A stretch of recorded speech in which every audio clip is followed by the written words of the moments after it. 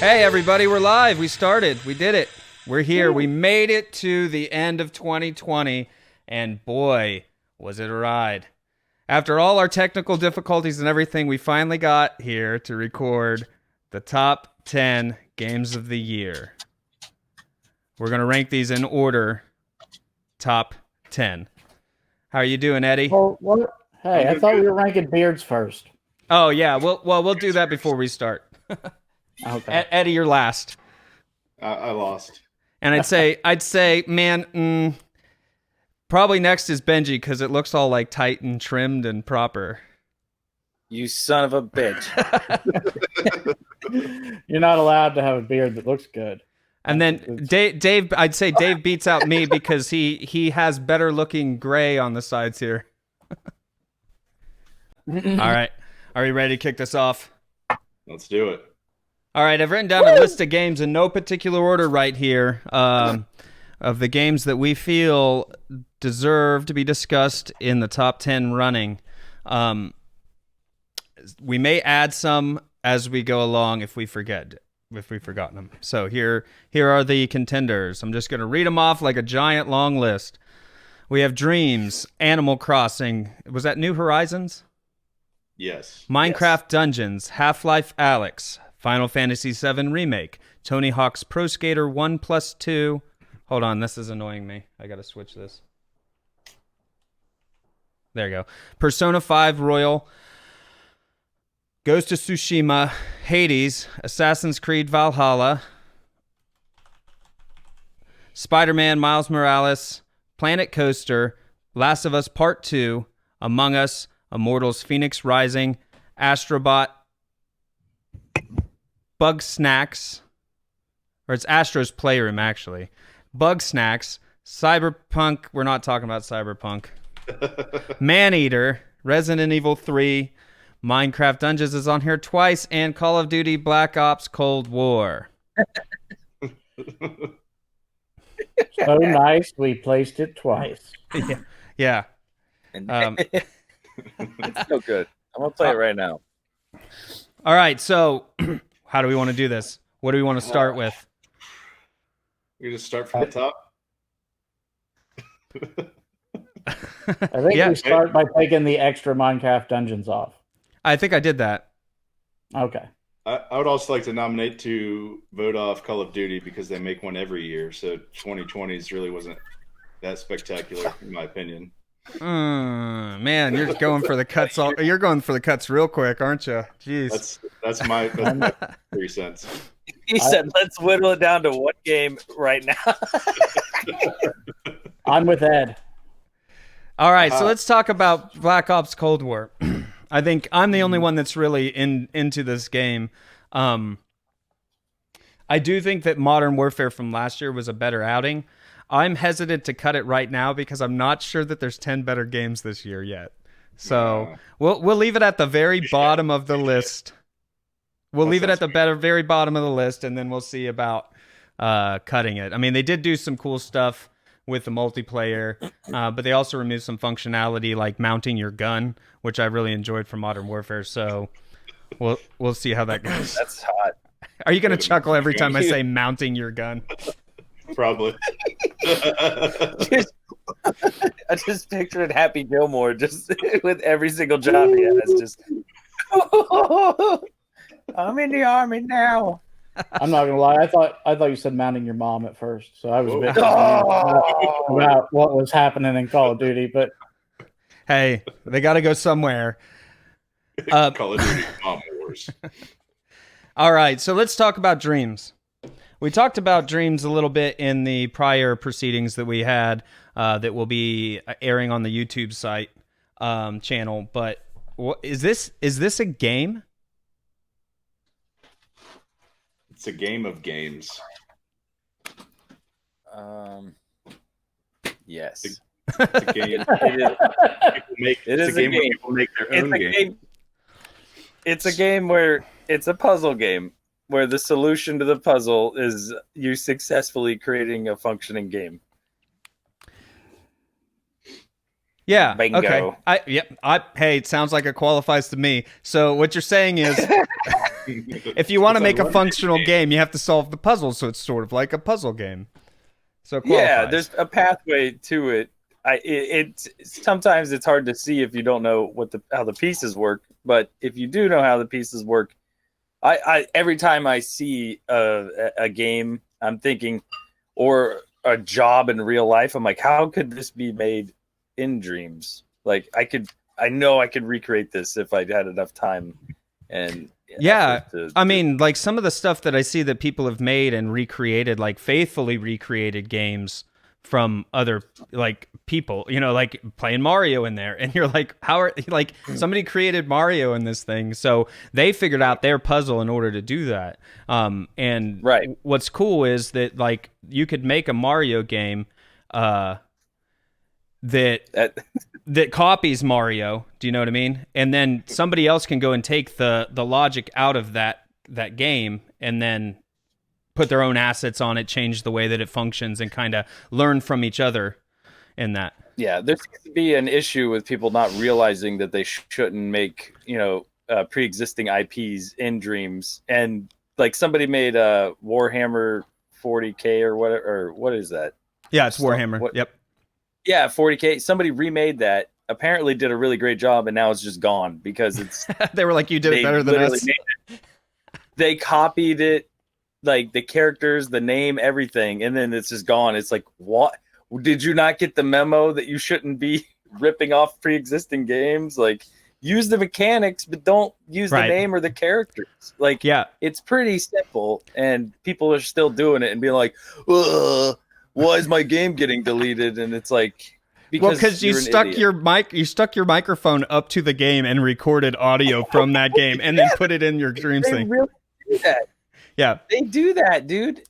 I'm sure, like Fallout. There's like a Fallout 4 one, where it looks awesome. It looks like you're playing Fallout 4, which is mind blowing. Like the robot, they recreated like the turrets, like the guns look exactly like Fallout 4, like everything. It's insane. The UI, they recreated Fallout 4 and wasted their time when they should have just put all that energy into like. But you don't do that. What's that? You are working on a couple games right now, entirely. Yeah, I mean, I rip off game mechanics because that's fair game. Like, if I can replicate a game's mechanics, that is cool because nobody's copywriting the mechanics to how a game functions. Like, me doing the move controls from Final Fantasy Tactics. Nobody's gonna get mad about that because I don't have all the name or the characters from Final Fantasy Tactics in it. Yeah, it drives me crazy. People posting this stuff on Reddit and on Facebook and stuff. They're like, "Oh, check out my game that is Mario 64," and I'm like, "You're a moron! Like, your game's gonna get deleted. What are you doing?" So I've watched you take the concept from a Super NES game and turn it into like your own idea. I don't feel like there's a bit of that Super NES game left in what you've created with Samurai Slash. Yeah. And you just like basically took and then you've added to it and iterated on it, and it's stuff that you kind of figured out all in dreams. And I'll tell you, that game is a hell of a ride. Like, I haven't got to play 2 yet, but Samurai Slash 1 is, man, you want to play that game? Like, I know I can get it. So Benji made a game where they're eyeball characters, and it's called Samurai, like eyeball slash, and basically you go through and you beat bosses, and it's a quick whip, like, and you push a button to do your slash, but you got to be faster than the opponent in the game, and he's designed it in such a way that it makes you want to keep going and keep going. And one more time. Yep. I know I can get it. But basically what I'm saying is that it's not just a playground for you to go and say, "Hey, oh, this is neat. I'm done with this." Like, people are actually making games in this game that like you can spend time with. So in that aspect, it is a game for like the fact that you can play other people's games, and in the fact that you have to figure out the logic puzzles and you can dream something up and then go in and figure it out. Yeah, it's definitely a game, and I think it might be one of the top 10 gaming experiences we had this year. I actually I've had an idea for a game that is, you're a dishwasher. Did I tell you about that? Yeah, in VR. Yeah. Yeah. Go ahead. Yeah, and it's funny. I listened to this podcast, and this guy was like, they were talking about their ideas for games, and this guy was like, I think it'd be fun. I used to be a dishwasher, and I thought it'd be fun to have like a VR dishwashing game. And I'm like, oh my God, there's somebody wants this game that I'm wanting to make. So I just need to learn how to. I haven't really made a VR game in Dreams yet, but I'm thinking it's a perfect game because you're stationary, you're just turning and grabbing stuff, and I think it'll be really fun. Grabbing a plate with one hand and spraying it with the other hand to get it clean. Yeah. You make the most basic, boring task into something fun. That's video games, right? Yeah. Well, that's Job Simulator and. All right, let's talk about Animal Crossing, New Horizons. Right? That's the subtitle there. Animal Crossing, New Horizons. Take it off the list. Is there an S? Is it Horizon or Horizons? I think it's just Horizon. Yeah, I think it's Horizon. We'll fix New Horizon. We'll fix it in post, whichever one it is. So, tired of owing Tom Nook money. You haven't paid him off. This was the easiest game to pay off Tom Nook, I feel. Of the Animal Crossing. I'm not gonna lie, I haven't played it. I just know you have to pay off Tom Nook always. And every single damn one. Yeah.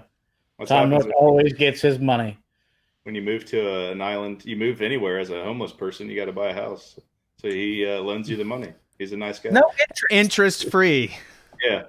And then he says, "Hey, you want an upgrade? I need to be in my debt like all the time." Yeah.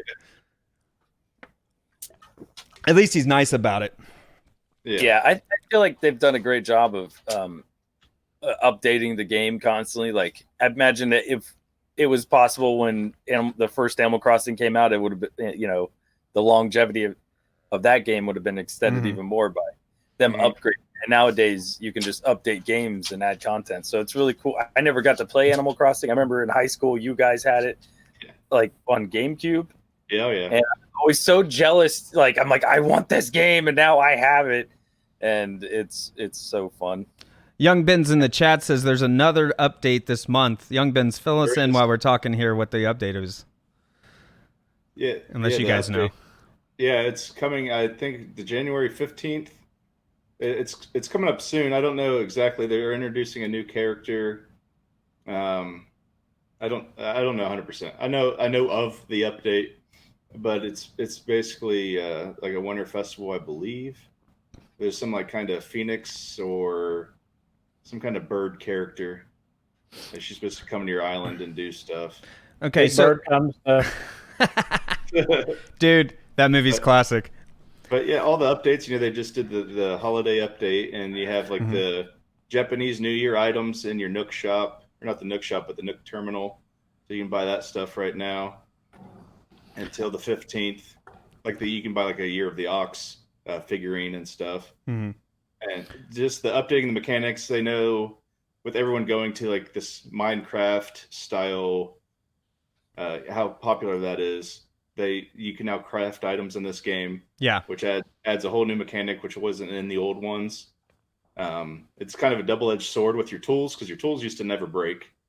Now your tools can break, so you either keep buying them or you keep making them. Or you go after those golden tools.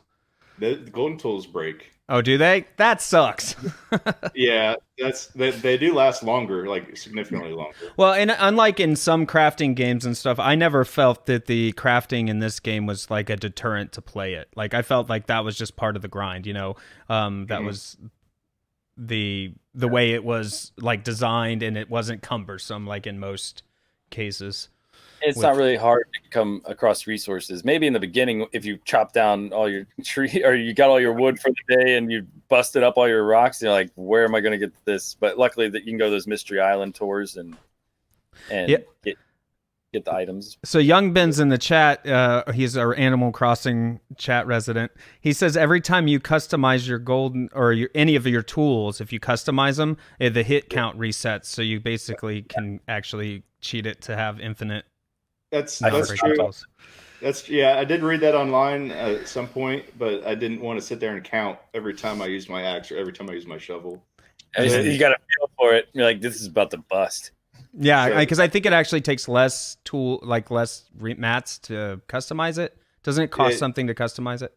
Yeah, you have to buy the customized item, which is cheaper than buying a whole new item. I gotcha. But if you play the stock market right, even without time traveling, you can still make too much money. Did any of you guys? Yeah, did you guys break the game with the stock market? I have 12 million bells. Did you use the like? Because what I found interesting about this game was like in previous Animal Crossing, it was just kind of like single player, and they had like small modes where you could go to somebody's island, but you couldn't really do anything.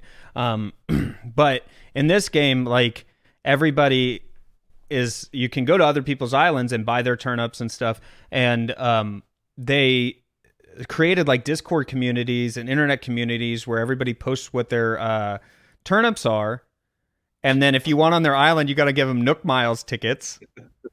Yeah. Right. And then so like, there's this whole economy that goes around like surrounding this game in a weird way. And you're thinking, why don't they use bells? Because you can like actually turn bells in to get Nook Miles tickets, right? No. Can't you buy them from the? Or it's Nook Play Points or whatever to get the Nook Miles tickets. Yeah, you get the Nook Miles from doing certain achievements around your island. Okay, anyway, so they didn't want bells because, of course, they have these bells. What they use the Nook Miles tickets is to go cruise to island tours on the island tour to find new characters that they want. And there's like this whole tier list of like characters, like islanders that are like desired or not desired. It's like a wild thing that I could never have imagined since I played on the GameCube that this would ever occur in an Animal Crossing game. Like people are like nuts with it. Now I had the luxury of I have a Switch. My wife has a Switch. My two kids have a Switch. So we just check the stock markets daily, and I'd sell to the highest one. That's what I did. What's cool about it is it still has that, like it's such a popular game that people are playing it. Like this older lady at work, her daughter got it, and so she plays with her daughter. And she was talking about wanting money. She's like, my daughter, she puts furniture outside, and I just go grab it and I sell it because I need money. I'm like, what? That's messed up. I'm like, why don't you just plant a money tree? And she's like, what's that? And I'm like, oh man, I get to tell you, we're gonna blow your mind now. Yeah, like you dig up those shiny spots. She's like, yeah. And I'm like, put the money back in. She's like, what? I'm like, yes. And it turns into a money tree. And she's like, my daughter's gonna shit. Like when she sees shit, be taking my money. And I'm like, well, you take her furniture. What are you talking about? Yeah, and I also found that through this game that there was a better sense of like being able to talk about it than with some people. Like everybody knows something that somebody else doesn't know, right? Like somebody's told you something that you were like, what? I can't believe that that's possible. So there's a good conversation like back and forth with this, whereas in other games it's just like, oh yeah, did you get to that part? Like, you know what I mean? Right. So it seemed like there was more of a cultural, like it penetrated the cultural, at least gaming culture as far as. With the outside of the game culture and communication and support, the characters do lack quite a bit of communication abilities. Your islanders, you kind of get the same 2 or 3 responses from everybody. I feel like in the older games, they put more effort into the characters. Yeah, well, so in old go ahead. Personality types, or like if it's the same personality type, they'll say the same stuff. Those different. So I try not to have people with the same personality type. So in old Animal Crossing, I people have said this is not how it is in the new one, but just follow me here. So in the old Animal Crossing, you would talk to somebody and they would be like, "Hey, I hear so and so's feeling sick. Can you go give them this stuff to make them feel better?" And then you're like, "Okay, I'll go do it." And then you got like items from those people, and you actually felt invested and learned about your animals a little bit in the game to like do that. So I never saw that in this game, but people tell me that eventually if you talk to your animals enough that happens. It does happen. Or they'll be like, hey, I borrowed this from them and I need you to go take it to them. There's little things like that happen. Okay, because I played that thing like maybe 180 hours and I didn't see it. But also, I guess in all fairness, I wasn't interacting with my villagers because I was expecting them for that off the get go. Do you know what I mean?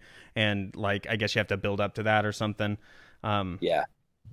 I feel like in older games, one reference that comes to mind is there was so I played it on the Wii and I played the GameCube. So I think this was when it was on the Wii that a character asked like, oh, I work out and I'm all sore. How does that make you feel when you work out? And you could answer like you could pick like 3 options. You'd be like, it makes me feel tired. It makes me feel like I accomplished or whichever. And later, like you come back on 3 or 4 days later, be like, oh, how's your workouts been going or something like that. In this game, I don't feel like there's that kind of interaction. Oh yeah, like it's almost as if they don't really remember what they talked about the last time they talked to you. Kind of along those lines. It seems just more generic. Yeah. Conversation. I mean, I've had it where they've asked like, "What's your favorite band?" And then they'll like Kelly will go play, and they're like, "Did you hear Ben's favorite band is Limp Bizkit or something like that?" Like, and then it blows your mind. Like, what? How do they know that? Yeah, it's like, oh, he likes watching anime. Yeah, right. I mean, I think Nintendo did a really good job. They iterated on something that they have been doing very well for years. And I think they made it, I don't know, a lot better.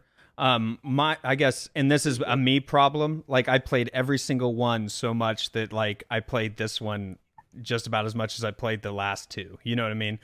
Which is again about 180 hours. But again, like I don't know. I don't feel like my interest waned too fast on this game. But like I'm not still playing it. But that, like I said, that's a me problem. Yeah, I just play when there's a new update. There's a new like event going on. I'll play that for a while. And I haven't really played it as much recently.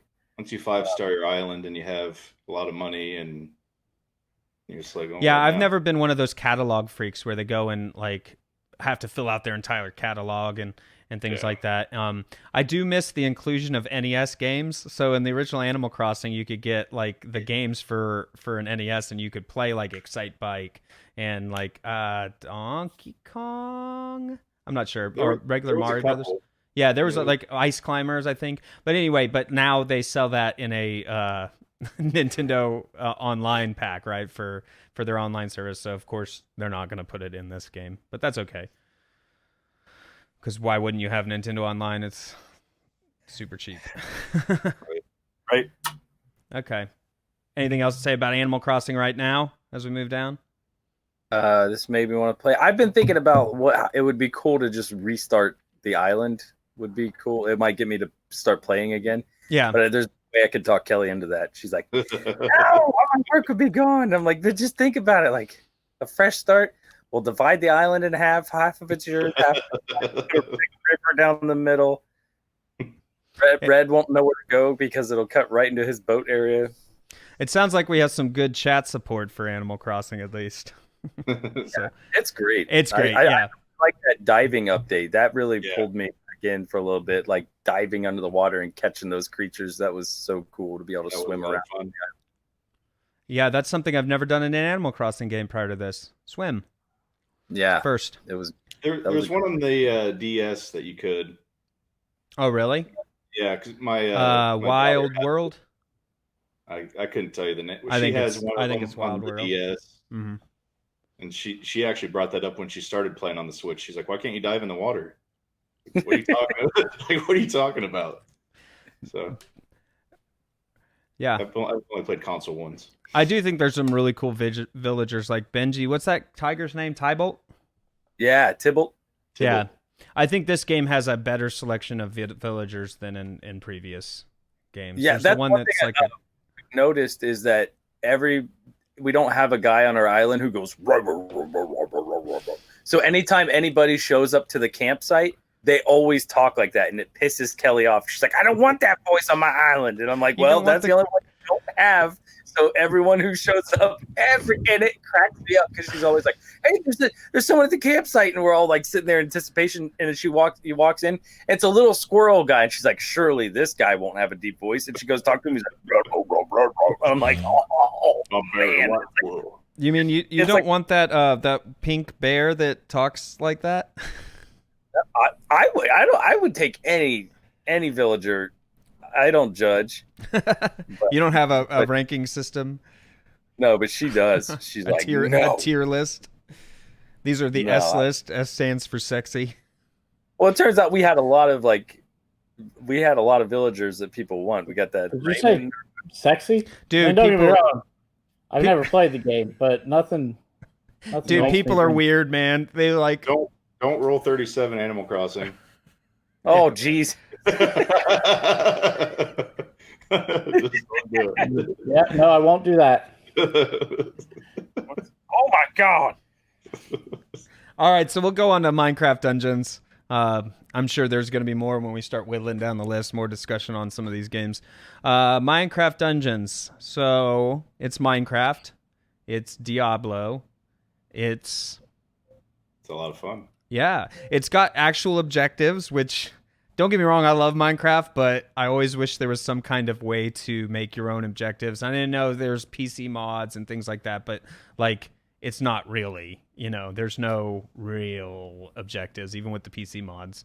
But this kind of gives you that Minecraft aesthetic and like feel, with then also making it an actual game. Well, a more traditional game, let's put it that way. Yeah.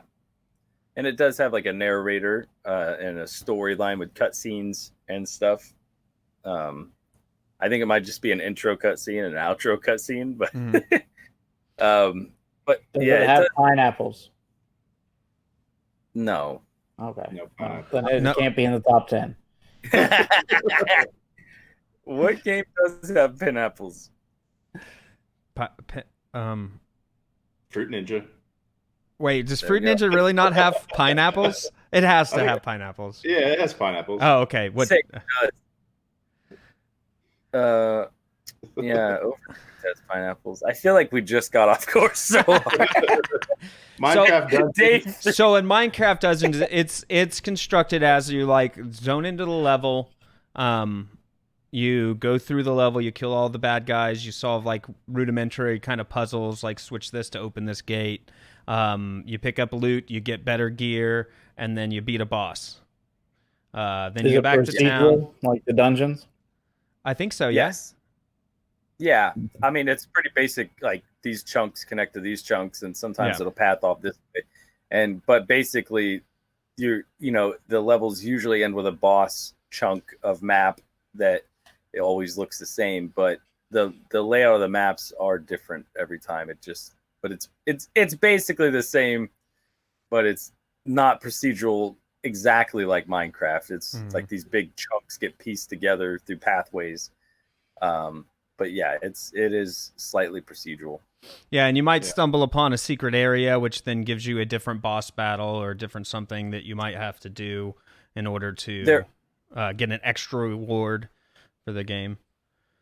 Yeah, there are secret maps that you can unlock by finding a map within a level, which might not spawn in the level, so you have to play the same levels over and over again. That's one thing that frustrated me is I was trying to unlock this panda level, like Panda Plateau, and so I had to go to this one level and like fight through these like you're on top of these trees, running through the jungle on top of trees, and if you fall off, you die, and there's like a spot where there's a bunch of creepers, and you have to run through it, get to the other side of this tree bridge. And then when you get over there, just hope that, by chance, this area actually is like contains the area with the map. Like it's like the secret door that takes you to the map. And a lot of times it wouldn't. And it was very frustrating. And I just gave up and never played Panda Plateau. Oh, really? It's kind of sucked. It's a good dungeon game. Like you were saying, Benwa, it is like a Diablo-esque type of game. Mm-hmm. I feel it's a lot more simplified for. It is just kind of I'm just going to play this game. I'm not going to put a lot of thought and energy into it, but it is fun. but it's not like Minecraft in the I'm going to craft a bunch of stuff, Right. I'm going to dig tunnels. Just go through the dungeon, you beat the boss, try to get better equipment, repeat. Yeah, and in fact, you can't even build in the levels at all. So Right. there's no building in the game. It's Minecraft by style, not by mechanics. Right. Pandas are a great addition to any game. Yes, they Yeah. are. You're right. I agree. Yeah. I concur. And when Minecraft proper got pandas, I was kind of excited about that. If only it had pandas and pineapples. I don't know. Does it have pineapples? I'm sure there's a skin pack that gives you pineapples instead of apples. Just a pineapple or something. Yeah. So in this game, let's talk about the rune system, the upgrade system that it has. Benji, elaborate on that because I know I'm going to get a couple details wrong on how, how you upgrade your weapons. Oh, you spend the things to get the things. Yeah, that's why I don't. Oh yeah, you get these. Whenever you level up, you get like an enchantment point that you can put to enchant your gear. Mm-hmm. And as your gear has a random chance to have, it has. When you get a weapon or armor, it has slots on it. And some of the slots just don't exist because it's low level. The higher level stuff you can get up to 3 slots to put 3 different enchantments. Yeah, and then you can level up any enchantment 3 times by spending it. Yeah, it's kind of like how in a lot of RPGs, if you know that like a rare is going to have 2 different stat bonuses and an epic is going to have 3. So it's like that. So you get like different colored gear and it has more of those enchantment slots that you can choose from. And let me tell you, some of the combinations that you can pull on that are like ridiculous. They make you so like insanely powered. Yeah, you can literally like, they don't call it like tank versus DPS, but you can spec your guy to be more of a tank and just like take all the hits while the other person's spec like a glass cannon or whatever and just like blast everybody away while the other guy's taking the hits. And then you can have a healer. So it's really actually very interesting in that regard because they don't come out and say it, but like you totally can. Right, and then you'll have unique weapons that already have bonuses on them, like it'll be like mobs drop more emeralds and dual wielding and stuff like that, and then you have enchantments on top of that. And when you get unique weapons that are more powerful, it'll have other stat bonuses and stuff like that. And there's like radiance where whenever you have a 20% chance when you hit somebody to get healed like 600 health, and then you can have leeching. That way every time you hit a guy, you're pulling health from him. And exploding, where when you kill an enemy, they blow up and blow up the enemies around them too. Like, yeah, there's chain lightning. It really does like feel there's like a ton. Yeah. It's you just get that loot. Yeah, there's a ton. They changed how the system works, where there's like a luxury merchant who will sell you items that you can use, and a mystery merchant that will sell you boxes that have random items in them. They added a lot more stuff to your camp than just rolling for random stuff. You can more specifically say that you're wanting stuff, and there's a gift wrapper who will wrap stuff that you can give to your friends. They've definitely added a lot more content to your camp for items and stuff like that. Yeah, they I think they did a good job on it. Like a lot of people's complaints are of like that it's not good because it's too easy or it's too that doesn't make any sense because the game it does the Diablo thing where you have the torment levels.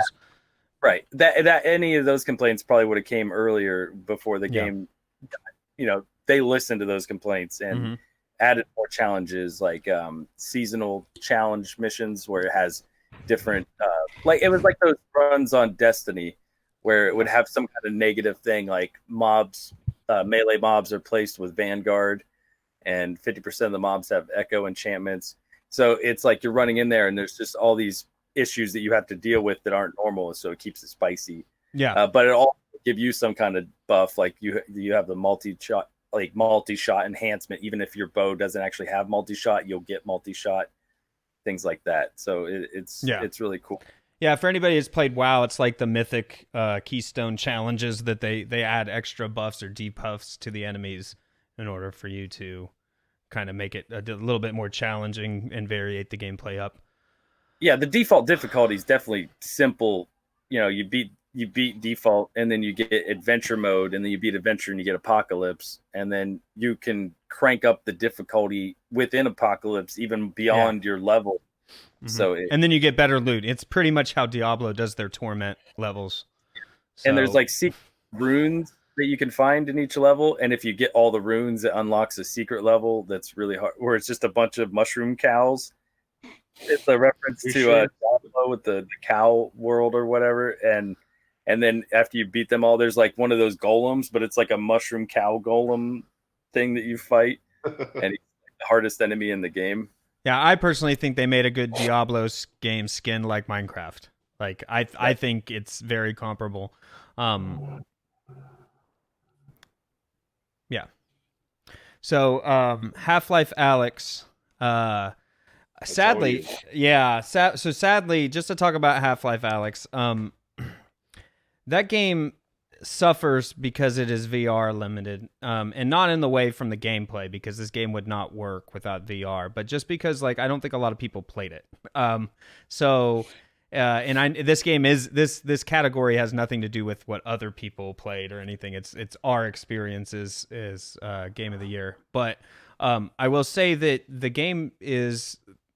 They have figured out how to do an adventure style linear story VR game appropriately. The system, like the VR as a whole, is just flooded with these shooting galleries or one-off things, experiences, tabletop tennis, golf, things like that. And Half-Life managed to craft a experience that is not just a mimic of something in real life, right? That being said, I did not try the game. I used an Oculus Quest tethered to a PC, so I didn't have the full room scale experience of it. So I was playing sitting down, and it seemed the game's all right that way. The movement, the tracking works really well. They do some really inventive things on how you the things you use to combat in the world. If a monster's coming at you, you can pick something up and fling it at them real quick to deflect them, and things like that. So it's all right. I don't really have too much to say about it right now. I think there's a lot better games on this list than Half-Life Alyx, but I would say Half-Life Alyx is probably the best VR game to come out this year. But again, having been the only person to play it, are you already saying it doesn't belong in the top 10?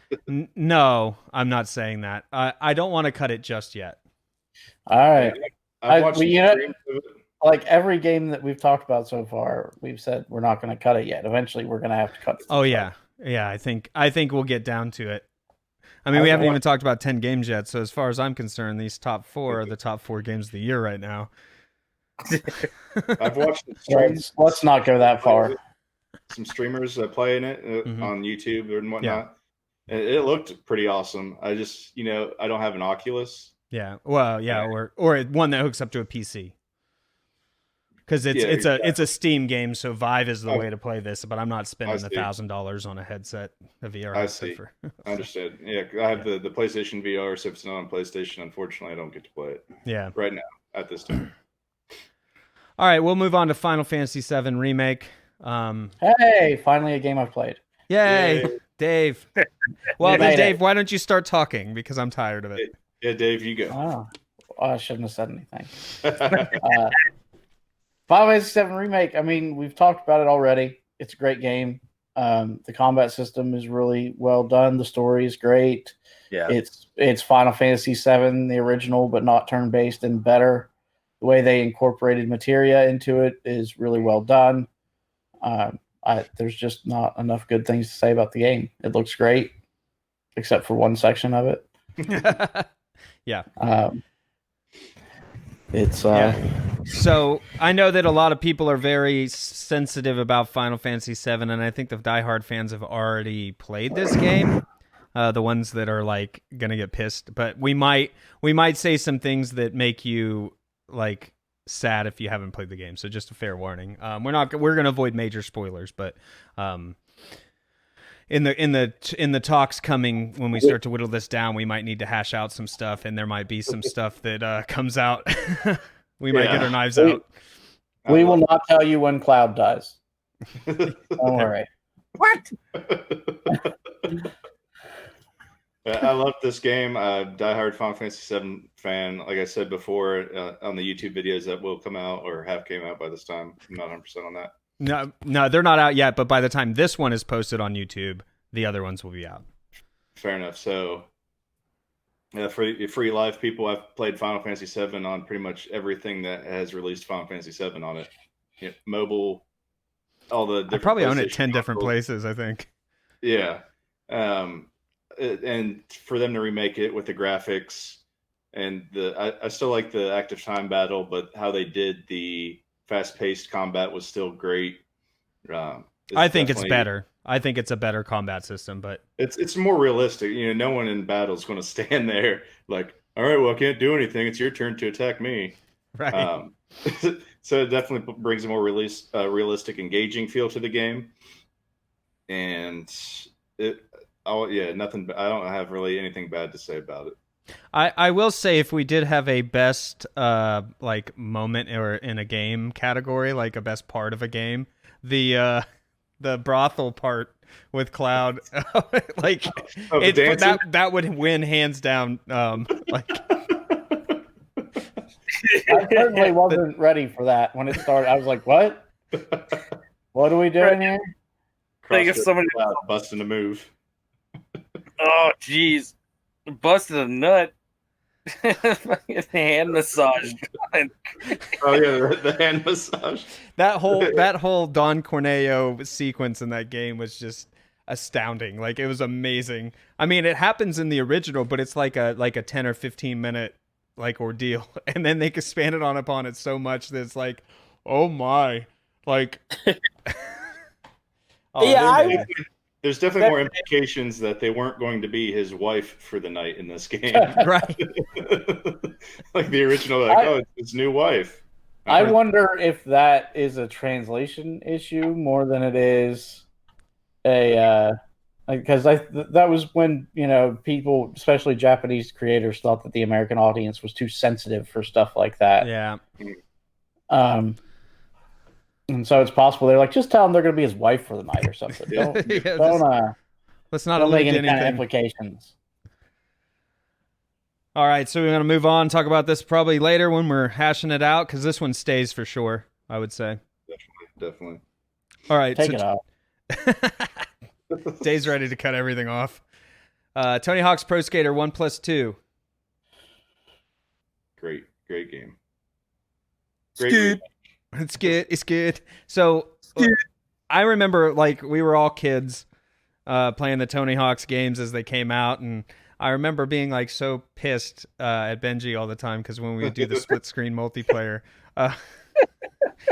he would just demolish me in every way, shape, or form. Like, I'm not bad at the game, but like something Benji does in that game, he just gets million points combos and shit all the time. Definitely in Underground too. Or Underground as well. Underground 2. You just like, you could go and he would not stop. Like the round would be 2 minutes long and Benji would be playing for 5 minutes. Yeah. So I better stop doing this combo, I guess. What this game is basically a faithful, well, quote unquote faithful recreation of the first two games all in one package. Rather than how most games do this, your progress continues between the games, so you can swap in and out of both games without losing your progress or starting over. Your character still builds its stats up between the two games. They added 5 new goals to each of the Tony Hawk Pro 1 levels because they only had 5 to begin with. So to be more in line with 2, they added 5 goals. But other than that, like I mean, I don't think the physics feel the same, especially in Tony Hawk 1. But Tony Hawk's 1's physics weren't very good. I think this is better. Yeah. Well, yeah, I mean, they've uniformed the physics Yep. in this to be. They're not. I feel like it feels great. Like I'm not Yeah. playing it different than I would play Tony Hawk. Yep. So they nailed it. Whether it's the same or not, it feels like I remember it. So like I'm doing the Right. combos just like I would remember it. So it's. I think they did a No, really. it was definitely like riding a bike. Like in terms of this one, that first remaster that they did, not so much. I didn't feel the same Yeah. spark when I played it, but when I played this one, it felt just like the original Tony Hawk's, only it looks modern. Yeah. Right. Yeah, definitely. And like I feel like in that remake they did that was like a piece of shit, honestly. Like you would go to do combos or something, and then it would be like, why didn't this work? Like I don't know why this is working or not working. I did the thing, but for this one, like I didn't have those. If I failed, I felt like it was because I didn't do it right. You know, like I over rotated on that. It wasn't because they didn't register a button push or it like was laggy or anything like that. They really nailed that. There. One thing that was really cool is like if you fall down, there's no like animation for them getting back up. It just does that like little digital which thing. I'm telling you, in the first games, like when you fell down and you have those precious seconds, and you're like, just get up. Why are you taking why are you dinging off of everything and like rolling around and taking so long to get up? I gotta get the score, you know. Like so they've totally they fixed that with getting on your board quicker. Yeah. Nailed it. The graphics are smooth. They're up to date. The soundtrack was awesome. Mm-hmm. They used a lot, if not all, of the old songs from the original games. Yeah, they could have just had Superman on there and repeat, and I would have been completely happy.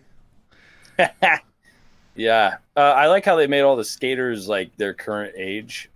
Yeah, cool. Yeah, that was nice. That like was a nice touch. Good old Rodney Mullins still around. Yeah, dude, he's still the best person on there. Indeed, he is the inventor of flatland tricks, and those are cool. For sure. Didn't he invent the ollie? Like, isn't he like the dude? I'm pretty sure. Really?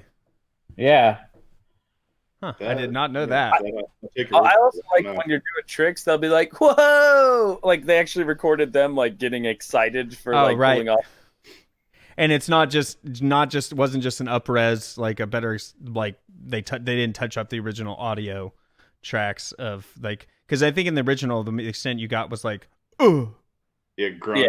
Yeah, so generic, basically Zelda, but in Tony Hawk. Ha, yeah, yeah. Yeah, it's so good. Did you guys beat the game? Yeah. I didn't get every single goal, but I close.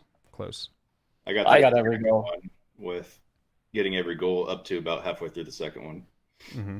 Yeah, you got to get like all the stat points for any given pro skater to unlock their video. So I really want to do that. I was playing with a custom character, and I think that's a mistake now that I hear that. Same. Yeah, I have Rodney Mullins video. That's it. But I have Rodney Mullins video. That's what I'm working on. I want to get Rodney Mullins so I can dub it over with different music.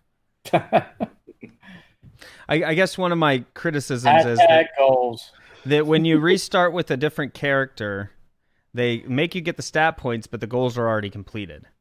So I can go through again without like making a new PlayStation account basically and re-get the goals, which I thought was like a little weird. Yeah, basically you're just getting the stat points again. Yeah, and I just thought it was a weird design choice because either you just have everything unlocked or you make them unlock everything, not just the stat points, you know. I think it's just to make it a little bit easier to finish it with each character. I think like for the completionists out there, it's probably a bit much to have to do those goals. Well, there's like 40 skaters in there now.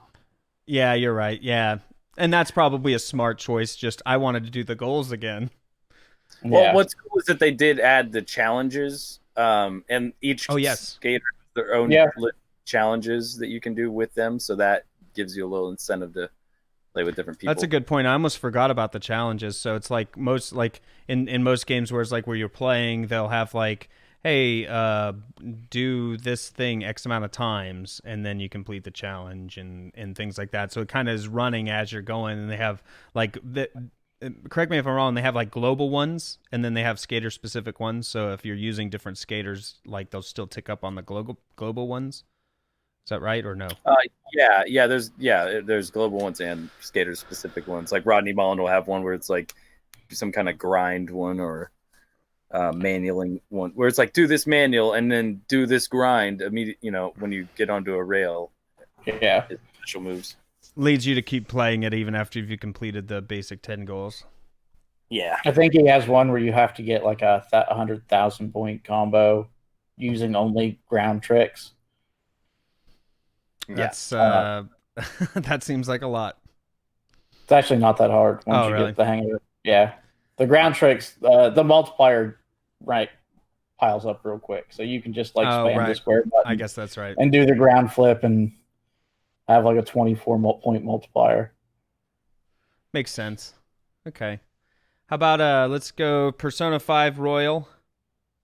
Game of the year. We all know Dave loves this game.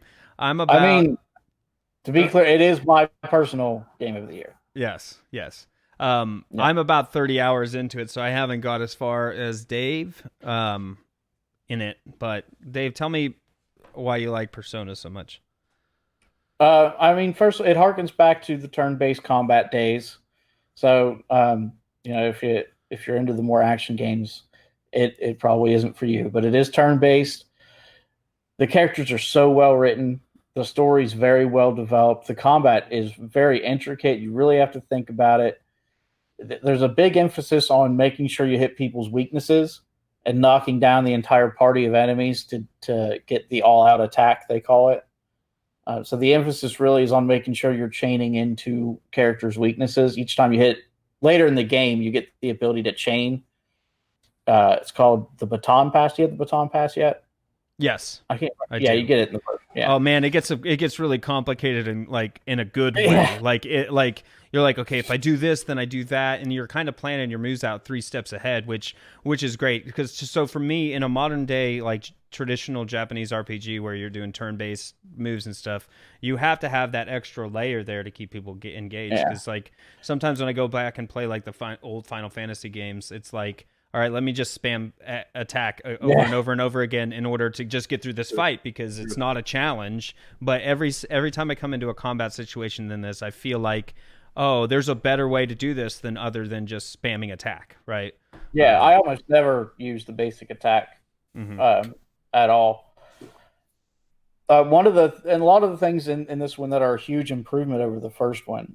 First of all, are the seeds that you find in the dungeons, because one of the big issues in the first one is because it's such a focus on those chess moves and having your moves planned out and making sure you're going to be able to knock everyone down, is that you ran out of SP really quick. And sometimes you would have to back out of the dungeon or try to win fights without any SP. But they added those seeds in now where there's 3 of them. And when you get your SP restored a little bit, it allows you to continue on with the dungeon. You don't feel like you're forced into backing out just because you ran out of SP. Right, and that's a thing that plagues traditional RPGs a lot. Is like, okay, I don't want to use my magic because then I'm going to run out of MP or whatever, my magic points, and I don't really want to use all my ethers because then I can't buy all the armor I want. So I'm just going to attack, and I don't feel like, at least in Royal, that it does this. I don't feel like. I that's too. It wasn't that way much in the original one, but your SP was a bigger concern in the original one. There weren't quite as many ways to restore it as there are in this one. Yeah, and I found myself okay, I think because they do a good job of pacing it, so I would go into the dungeon and I'd say, okay, I should be coming up on one. And I'd check my SP, and okay, I'm probably okay. I can still use it. I felt like maybe there's a few times where it's like, well, I'm out, and then there was one right around the corner, but not a huge. I think that's a big win because how many hours you put in this game? 120 in the original and 120 in Royal. So if you're gonna play a game for that long, you got to make it engaging, right? Yeah. Well, that's what especially in the combat, like I said before, with the chess moves and planning everything out, it just plays so much better than just spamming the attack button or just using your most powerful spell. And then also in Royal, each boss fight does at least one thing different than they did before, has one additional component. For example, in the first boss fight, when he summons the he summons the different people to come help him out. In the original, there was just one person, and in this one, there's a few different people that each have different effects, and so you have to plan those effects out and figure out how you're going to deal with them. Yeah, like a status effect swap kind of thing. Yep. Yeah. And then the story is just so well done. The story, the characters are so well written. It tackles some tough subjects in really mature ways, even though you're talking about mostly teenagers who are in high school. They all have their own unique story. It all develops differently. And if you build that confident rank up, and it's not just a chess move inside of combat, it's a chess move outside of combat too, because you have to figure out how to effectively use your free time in order to, do I want to build my confidence level today with Makoto or one of the other characters, or do I want to work on my social stats and get more guts because I'm too scared to talk to the shopkeeper to buy weapons right now? And the game is designed so you can't just sit there and like endlessly grind your stuff like in most RPGs, like most traditional RPGs. It's designed so you can't do that. And I have a lot of anxiety with that. Like, what do I need to do? Like, what should I focus on? What am I gonna have a good time with? Like, what am I gonna fuck my character up? But like, I think that's part of the experience. I think that you're supposed to feel like a little bit pressured to not do that because you can't grind. Right. Yeah, because every dungeon you go into has a time limit. You have to finish it within that time limit. And then you only have so many free days before that time limit's up to improve your character. You do get access to mementos, which you can use to like grind levels if you need to. But in terms of like your core stats or your confidence levels, you pretty much have to do that in the time that you have allotted to you. So every time you go into mementos to level up, you are actually taking away your chance to gain confidant levels or improve like your guts or that sort of thing. So every part of the game is a balancing act. Yep. Yeah, it's real good. All right, cool. Sounds like a lot of fun. I just downloaded the original. It was free for the free on PlayStation Plus for PS5 one owners. Right, one of those collection deals. So I'm excited to try it after hearing you guys talk about it on our previous recordings. Yeah, me too. All right, so we'll move on to Ghost of Tsushima. This game it's an open world samurai endeavor. Man, it looks great. It plays great. I have this compulsion when I play open world games to just get everything and do everything. And in this game, unlike previous games, I did not stop like midway through and never finish the game again. I actually powered through. Now, I didn't do all the side stuff by the time I finished, but I actually beat it, and I think that's a very good mark knowing my gameplay style for these kind of games. Yeah. I feel that. And I mean, and we said it before, like just the loving care that they placed into making everything have that Japanese feel. And it's like most games that try to do historical pieces, they tend to nail the big bold points of that historical world. But they miss out on like all the fine little minute details. It's like the people who made this game like didn't just read a history book, and then hit the fine points. Well, this happened at this date, so we have to make sure it makes sense in chronological order. They like really understood the culture that they were creating and really understood like the source material that they were emulating, being it as the old samurai films. The aesthetic is amazingly well done. They do a great job with color, portraying emotion with color, even a lot of times. So, like, it's a very interesting study in how colors affect emotions. Yeah. Yeah, and I mean, and as far as the story goes, I thought it was just going to be a boilerplate story. bad guy invades my hometown, I go kill bad guy.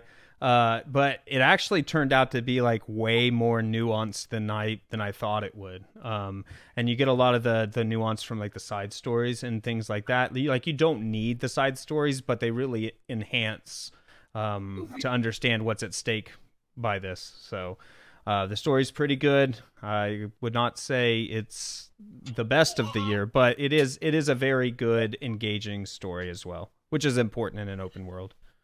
And I find the side content in this one more engaging than your average open world too. Like following the fox and learning the strikes to increase your resolve, and even just finding the baths and figuring out what it is you want to reminisce on. Like everything plays into the story, but every collectible feels meaningful, except for the haikus. But even those, like in terms of progression, I should say, yeah. But even the haikus add a real art sense to it and really kind of feel like they immerse you into that world and that time period. Yeah, it's a great game. I can't say enough good things about Ghost of Tsushima. All right. Sushi Moms. All right, Hades.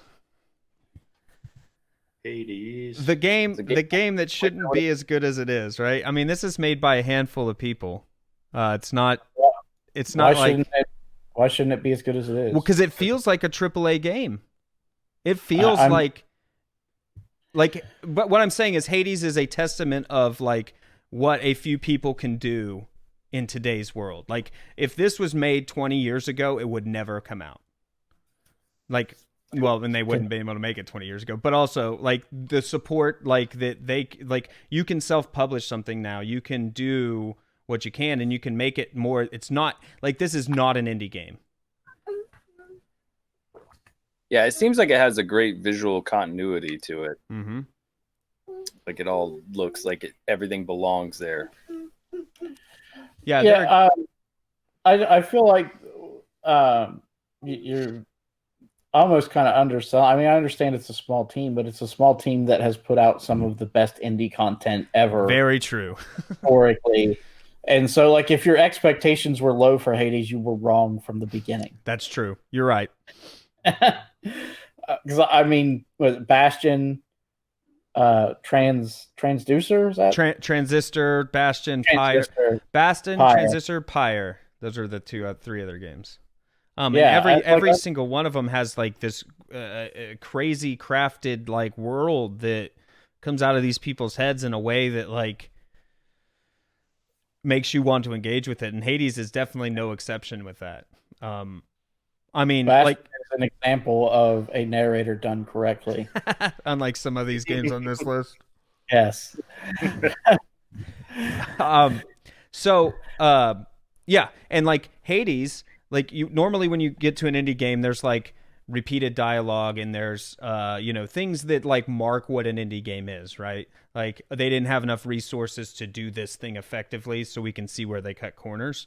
Hades does not have any of that. Like there are like I forget the number, but it's like over 300,000 words in this game. Like it's a lot. And I love the way they use their text to portray what it is the game is also. Like the third or fourth time you come across Megara, she's like, really, we're going to do this again? Yeah. Like she's exasperated with seeing you already. She's like, man, yeah, can we stop already? To speak to that, you are the son of Hades, and you are trying to escape the underworld. And you go through each level of the underworld to get out, right, basically. And every time you die, of course, you're like the son of a god, so you just respawn, right? And then you try it again, and you'll meet these bosses along the way, and they like you get there and they remember that you were just there. Like they remember things where normal games would just be having you rehash it again. And in the game wouldn't work as well as if it didn't tell the story in spite of your failures, right? Because you fail, like in most games, it's like you fail and you don't get any story until you progress, until you start succeeding again and progress further. This game, the point is you're supposed to fail, and that's how you get your story. You get more of the story, and you find the little nuances between the characters as you go and as you fail. And you woo a flying Medusa head. Yeah, she's bae. Medusa's bae, man. Make you as hard as a rock. I mean, as many times as they killed me in Castlevania, I feel like I have a relationship with them already. There you go. It's not a healthy one, but And I will say this about the combat: it's some of the best combat I've played this year, let alone like all time.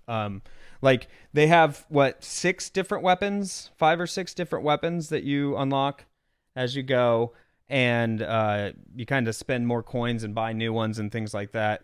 And in most games like this, you find like a weapon that you like and you stick to it, kind of like Monster Hunter, right? You pick your weapon. You might, I this isn't working. Let me try another one. And when you find that weapon, you stick with it. And with this game, it's like every weapon controls completely differently. It plays completely differently, but they all play really and feel really good. Like I can't think of a single weapon in that game that I wouldn't take on any given run. And they give you that 20% boost that like moves around to encourage you to do different weapons each run.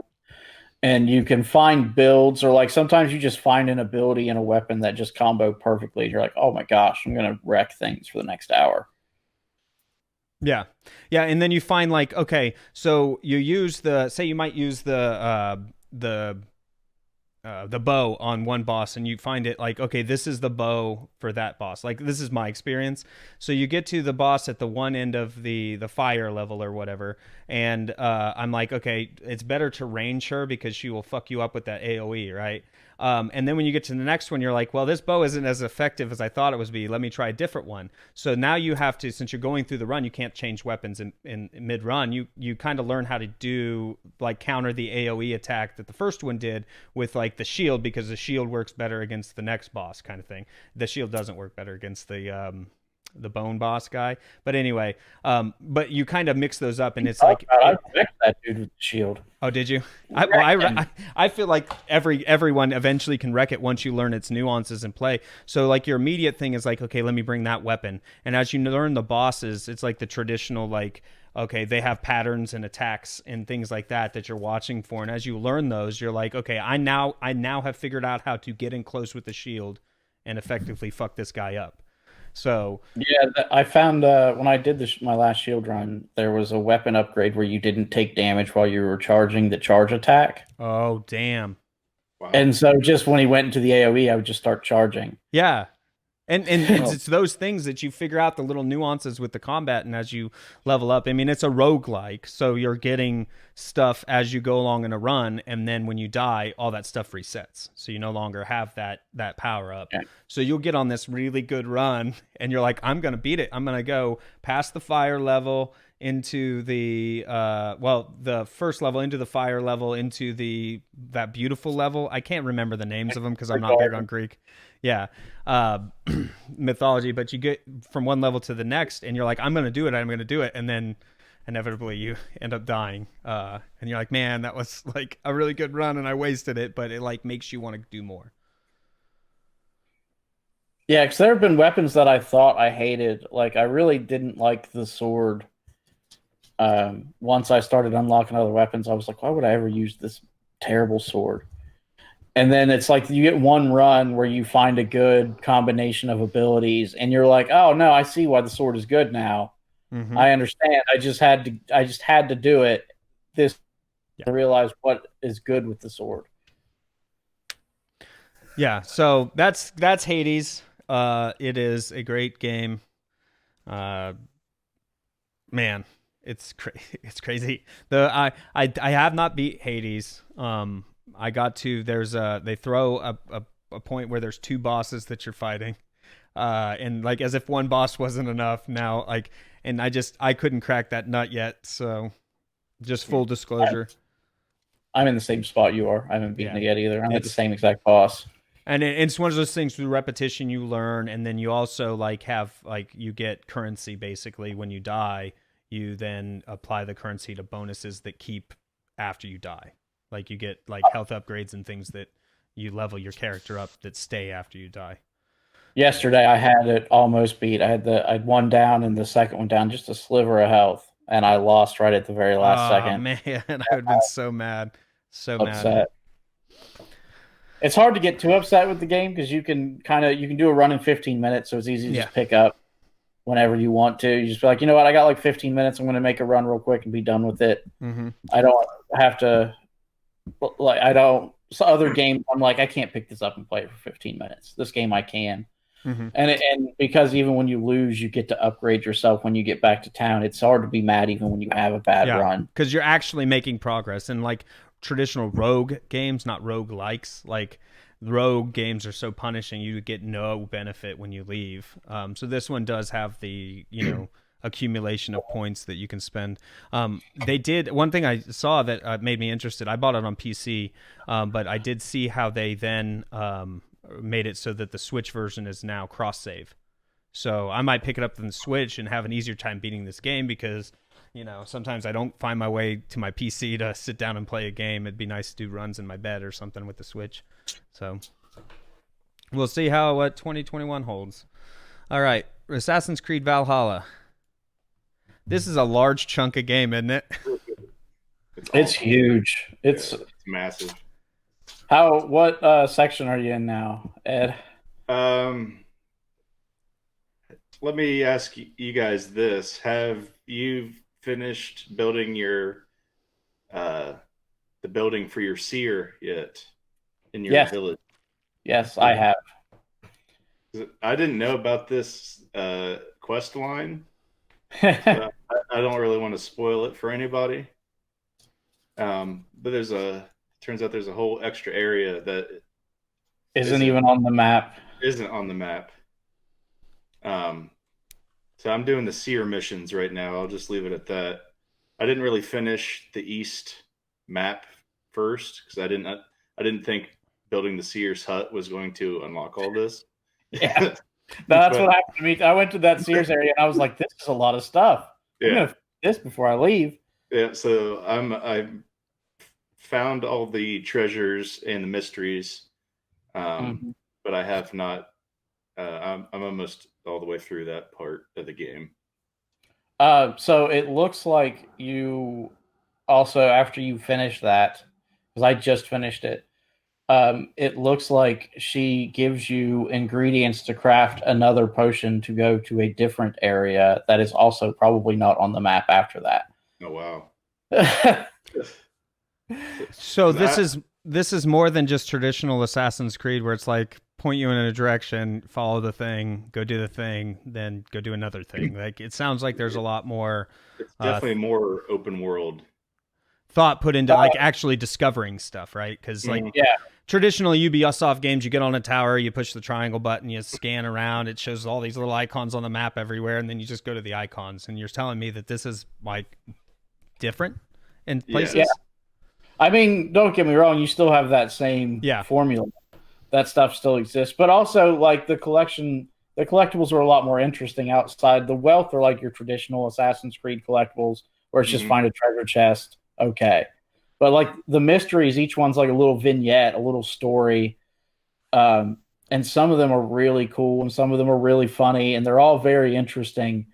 And it's nice for a game like that to be able to have something that's of brevity, I guess is the best way to put it. It's like a breath of fresh air when you find one of those mysteries. And because they're all very unique. The guy that you find early on with the axe stuck in his head. Yeah.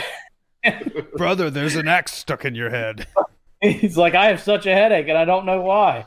I like the option to lie to him. Like I didn't pick the option, but I wanted to so bad just to see the reaction. Yeah. Yeah. I was like, man, well, and that's a bonus because like I felt like I really had to do the right thing here and say, you know, dude, like they do a good job of world building on that. Did you find the lady who wants the snake eggs, Ed? Yeah, the viper eggs, yeah. Oh, man. Did not expect that. I was like, why does she want these viper eggs? Okay. Graphically, it's awesome. The RPG aspect of it is awesome. I've only played the original and the second Assassin's Creed. and I wasn't a think big the fan. RPG stuff is a very welcome addition to the Assassin's Creed franchise. And then the character build, you can go down different paths where if you like to be more of a stealthy character, or if you like to be more of a attack straightforward, like a barbarian almost, if you will. That's me. Yeah. You can be a bear. Yeah. That's the name of the attack constellation. Yeah, Oh, the bear, right. Bear, the raven, and the wolf. I like dual wielding and just messing people up.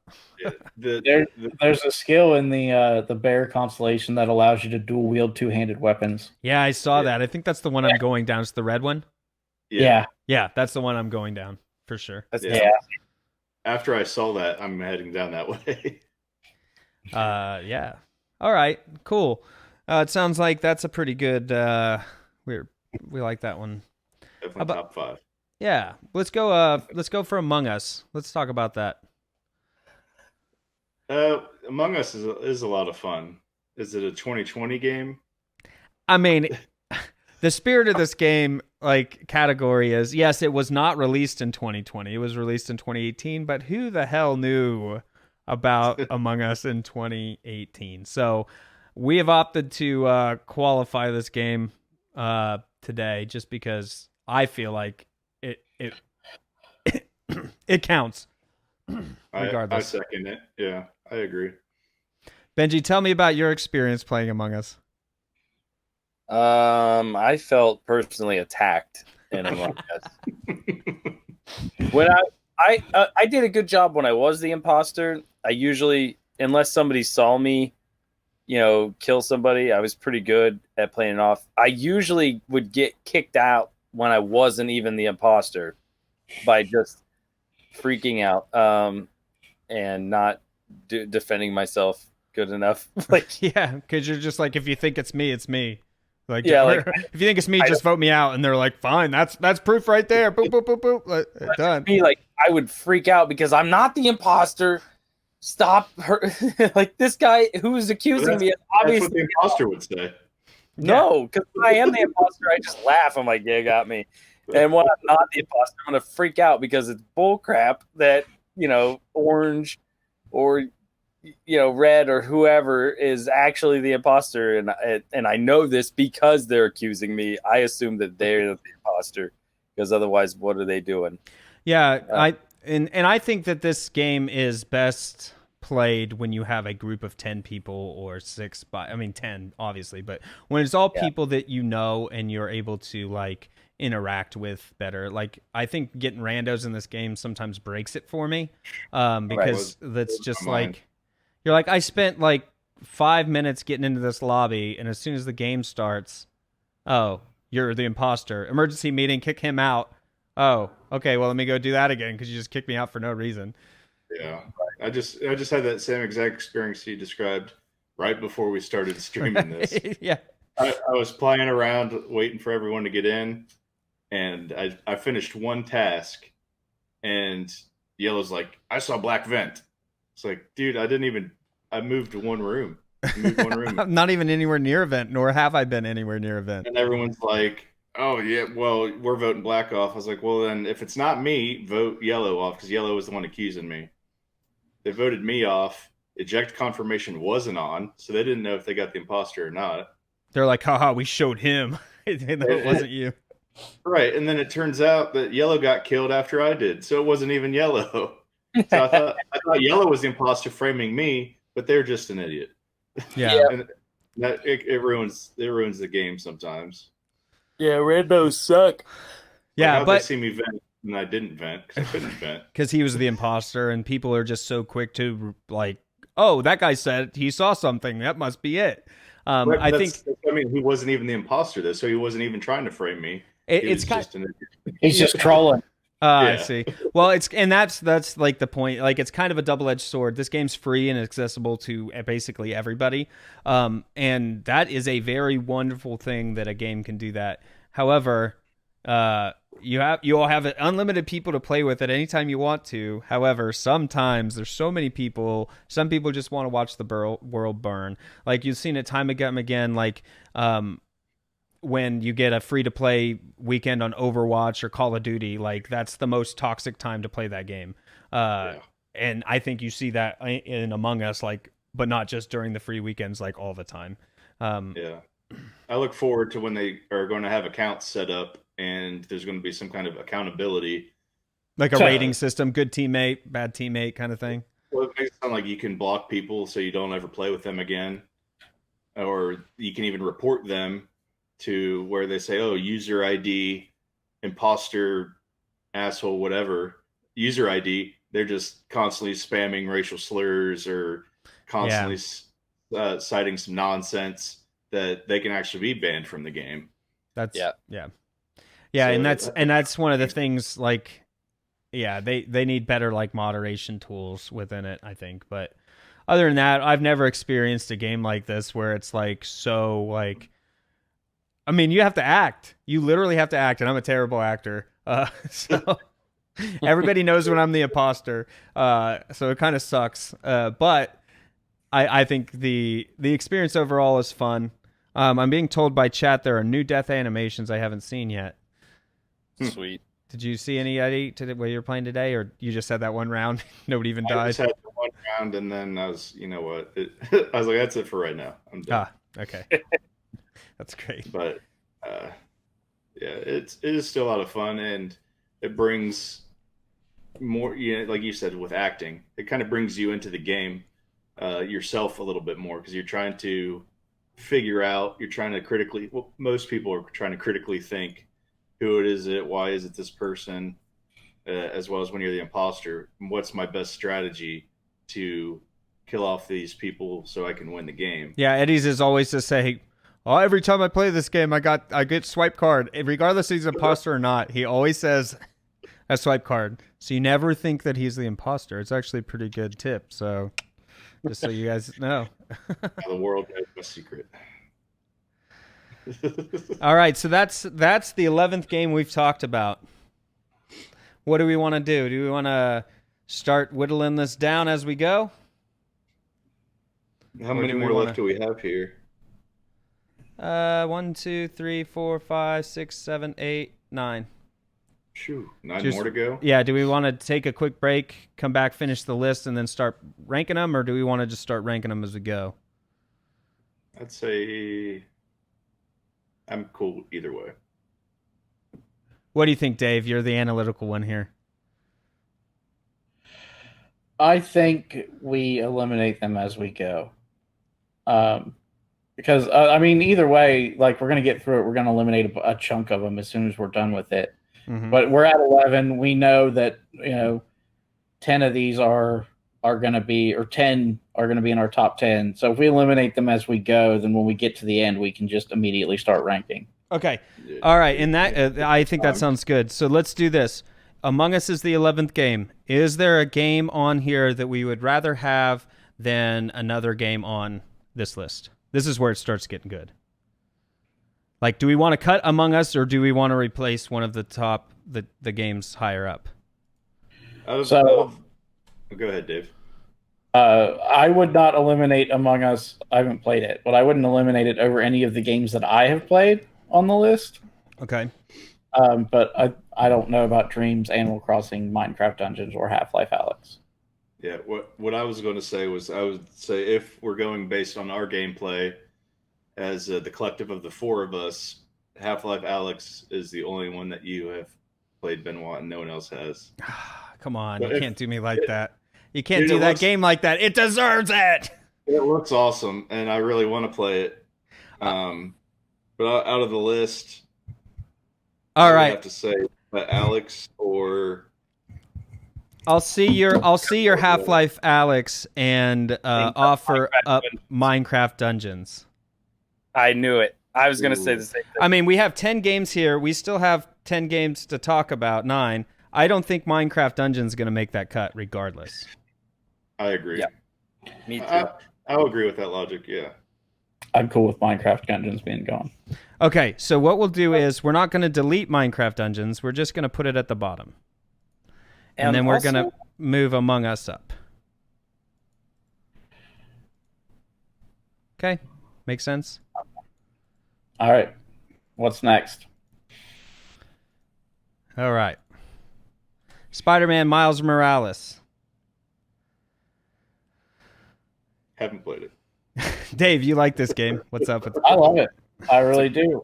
Great. It's short, and I like that it's short. I think it's a good thing that it's short because you're able to get all of that story without getting overburdened with spending a bunch of time in the game.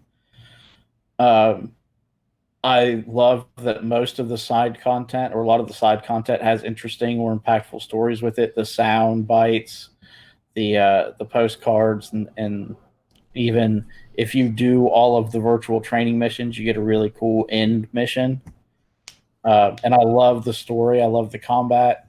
Moving through the city is so much fun that I did not fast travel once throughout the entire game, despite the fact I had multiple instances where I had to web swing across the entire city. Same. Like, I love the world. The new powers are fun. They add a new aspect to the game that is going to make it very hard for them to top if they have to go back to vanilla Spider-Man.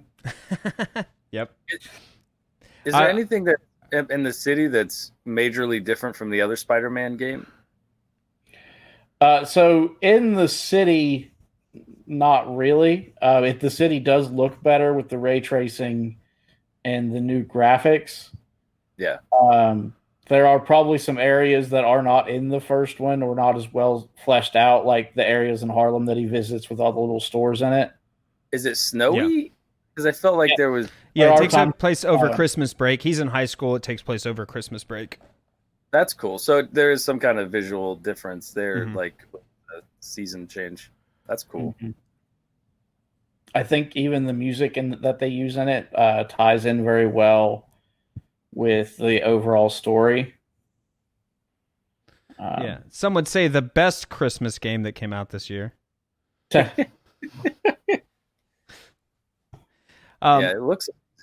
Yeah, and I think that if they tried to, like, a lot of games misstep because they add too much to a game and like expand the scope of the game without keeping the same level of quality. And I think smartly Miles Morales like lowered their level of quantity in order to maintain a high level of quality. And I think that makes a better value proposition to me personally. Like me, I don't want to spend 100 hours in the game just doing busy work. Like I want it to mean something in effect. You know, same reason I'm so hot on Ghost of Tsushima is because I didn't feel like that was busy work. I felt like it was adding meaning to the story and meaning to the experience. And it seems like most everything in Miles Morales adds to that. There are a couple collectibles that do not, but they are the source of like giving you your upgrade points and things like that. So I didn't first with the where it was like gave you little pieces of background lore. The collectibles. Yep. So there's there's like you here hide time capsules with your best friend from childhood. You had hidden time capsules, and then you go and collect them all and remember like the experiences you had with that person. So yeah, and that does play into the story and like add to like what makes the story a good story. Cool. Yeah, and like the soundbite collectibles, like you go and you find sound bites that his dad, who's dead in this video game, died in the first Spider-Man, and his uncle made rap beats with. And so, like, you hunt the city looking for the sound bites that his dad used to make rap songs.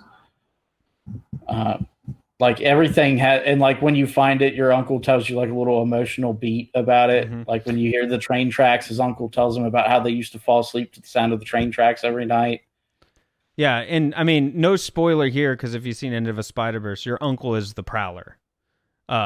It's the same guy, and it's very obvious when you first see him. And so there's this dynamic because Miles' dad is a cop, or was a cop, and there's this dynamic between like Miles didn't see his father for a while, or his uncle for a while, because he was the Prowler, and you don't know why, but you found out that like, oh, it's because he was the Prowler, and your dad knew, and like it progresses all that stuff and adds like a lot of nuance to the bad guy or a bad guy in the story. So I think it makes a really human story. Whereas like it's easy, like when you see like the Avengers movies, for instance, like you see it and it's like, okay, point the big green thing at the bad guy and go, and that's what the movie is. But Miles Morales tells a more nuanced, like human story of that. Now, I would say that the story of Miles Morales is better than any of the Marvel movie stories that I've seen, barring maybe the Winter Soldier. I don't know. I was gonna say Winter Soldier too. Yeah, that's the best story out of the Marvel movies. But yeah, it's not a popcorn flick. It has real weight and emotion to it. Yeah. So what are we taking out for it? That's a good question, Dave. What would you say? I mean, I would gravitate towards one of the 3 games that I haven't played. All right, so pick one. All right, Half-Life Alyx.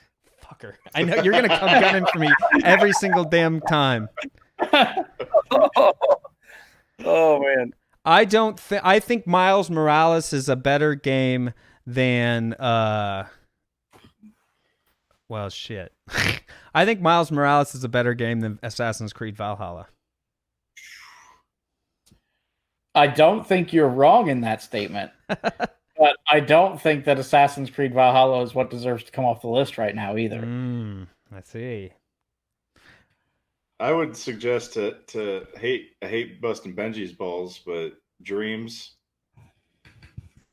I'm not as intimate with Dreams as Benji is. I think it is a lot of fun. Did you just say intimate dreams? I do not make, as intimate with Dreams as Benji is. I make a lot of porn in dreams. Sounds wet. Intimacy doesn't have to be sexual, guys. Come on. That's It's true. 2021. Yeah, it just has to be giant logs. It's current year. This current year. So it is an awesome game. It can look as visually beautiful as you put the effort in, if you have the ability. But it itself is a game of games.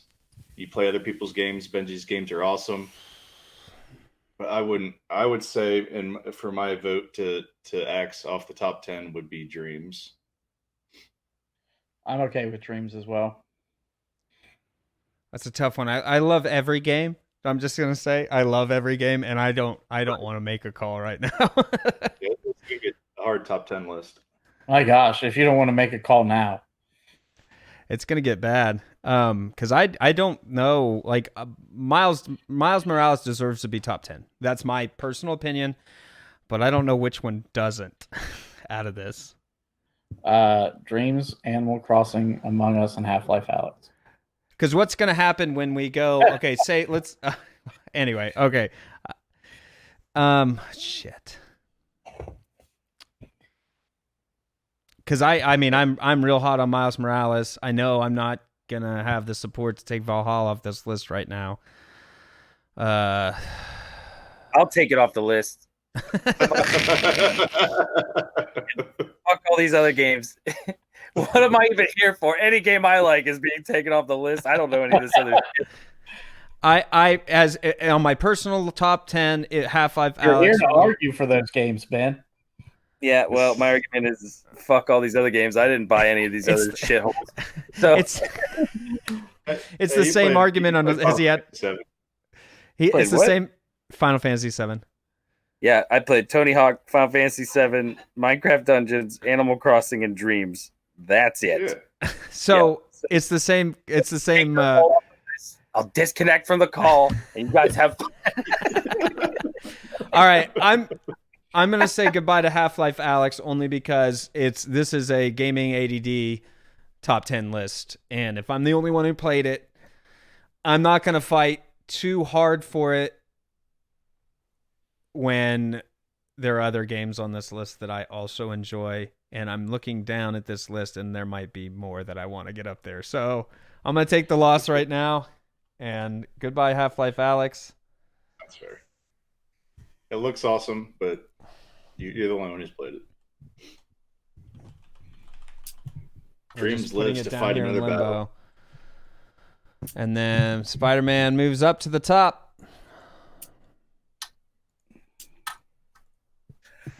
to the top All right. 10. Yeah. All right. Current top 10 are Dreams, Animal Crossing New Horizon, Among Us, in no particular order. We have not ranked these yet. So we have Dreams, Animal Crossing New Horizon, Among Us, Spider-Man Miles Morales, Final Fantasy VII Remake, Tony Hawk Pro Skater 1 plus 2, Persona 5 Royale, Ghost of Tsushima, Hades, Assassin's Creed, Valhalla. All right.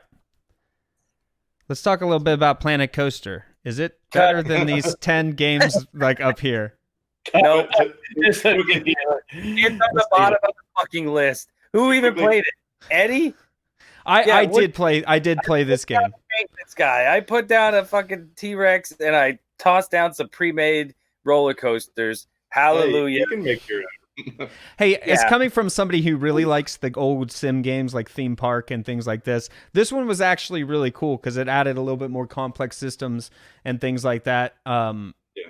It's cool. It's a cool little thing, sim game. It does stand apart from other ones with the depth, I feel, of the theme park simulation. Yes. So there have been terrible ones. Roller Coaster Tycoon kind of set it off. And which one, I can't remember what it was called, but it was on like the PlayStation 2 era, and it was garbage. This one did it well, and I would also agree that it is not a top 10 game. Yeah, but it is good. I like the flow of making paths. Like it was intuitive. It flows pretty good. Mm-hmm. All right, Planet Coaster. We said our piece. You are not one of the top 10 games of the year. All right. Do you want to take a quick break before we get to these heavy hitters? Or what do we want? Because this is going to be a discussion right here. I've it's I'm just thinking about the time constraint. Okay, let's go real quick, get through The Last of Us, and we'll take a break at the 2-hour mark. So it's been about 1:40 right now. Cool? Okay. All right, because I'm going to have to use the restroom eventually. Last of Us Part 2. Naughty Dog has done it again. They do what Naughty Dog has done best. They create a lovingly crafted story. Yeah, it's a poignant story. It definitely tells a story. It definitely has emotion and weight, and it definitely has a meaning to it. And that cycle of hate will destroy yourself. So, do they fridge the lesbian? I don't know what that means, but like, I don't really care what people's sexual orientations in this game are. I think they did a really good job. Because I didn't know what it meant either. I was hoping someone in here knew what it meant to. But yeah, so we are going to avoid major spoilers for this. If we can get the story category up, then we talk in depth about that. That'll be on the YouTube channel. And then that will be heavily spoiler tagged because we did talk in depth about this. So, yeah, they did a great job doing what they do best. Like I said, creating a story. I think that they tried, it's almost as if they tried to like update a game and make a game whose gameplay was not the greatest in the first one. And shoehorn like different ways to do things, and I don't think they quite hit the mark with the gameplay. The level design in this game is like crazy. Like when you go to look for collectibles or like ammo and stuff, like things are where you would naturally go to, but just sometimes just out of the way for you to have a little bit like I bet if I looked over here, and then you're like okay, to find like collectibles and different things. But so hats off to the people who do the level design. I just think that this game would have been best in a not like stealthy type move dumpsters around, solve these like not even hard puzzles, just dragging a dumpster from A to B. I think that the gameplay makes this game suffer a little bit. The first one had stealth segments, and I never really hated the stealth in this one. It just kind of got stale at a point. Like, I enjoyed it for like the first 2/3 of the game. Mhm. And then when I got to the last third of the game, I was like, I just want this to be over. And I think that I just- largely suffers because the game was about 8 hours too long. Yeah. I think if they would And have yeah, kept the fluff. Dumpster Dragon stuff's old. Can we stop that already? The what? Dumpster Dragon. Oh yeah, I know. Like I feel like if they would have been able to. A dragon made out of dumpsters. It's like it attacks you all the time. It's a trash dragon. It's a dragon made of trash that comes out of a dumpster. But yeah, I think that the big thing is that they I feel like they tried to pad this game out in ways that didn't help its cause. I think that they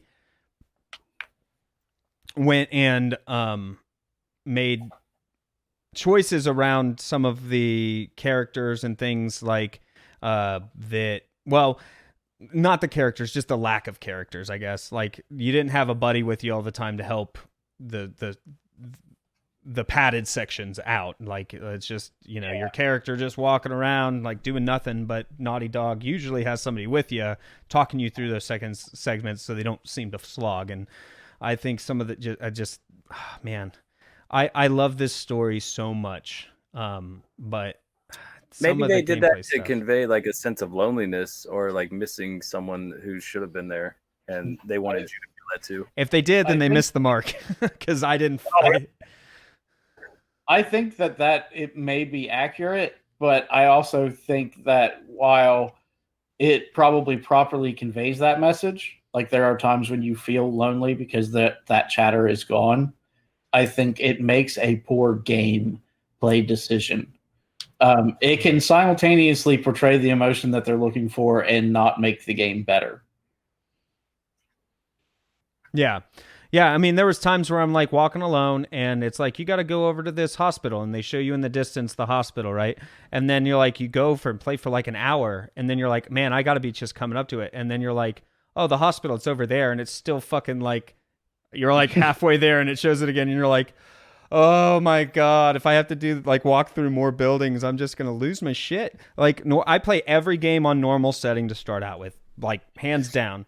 And then like, I'll play it again on harder, but like I lowered the difficulty of this level just because I didn't die often, but it was, those deaths were enough to set me back. Like, I don't want to fucking do this again.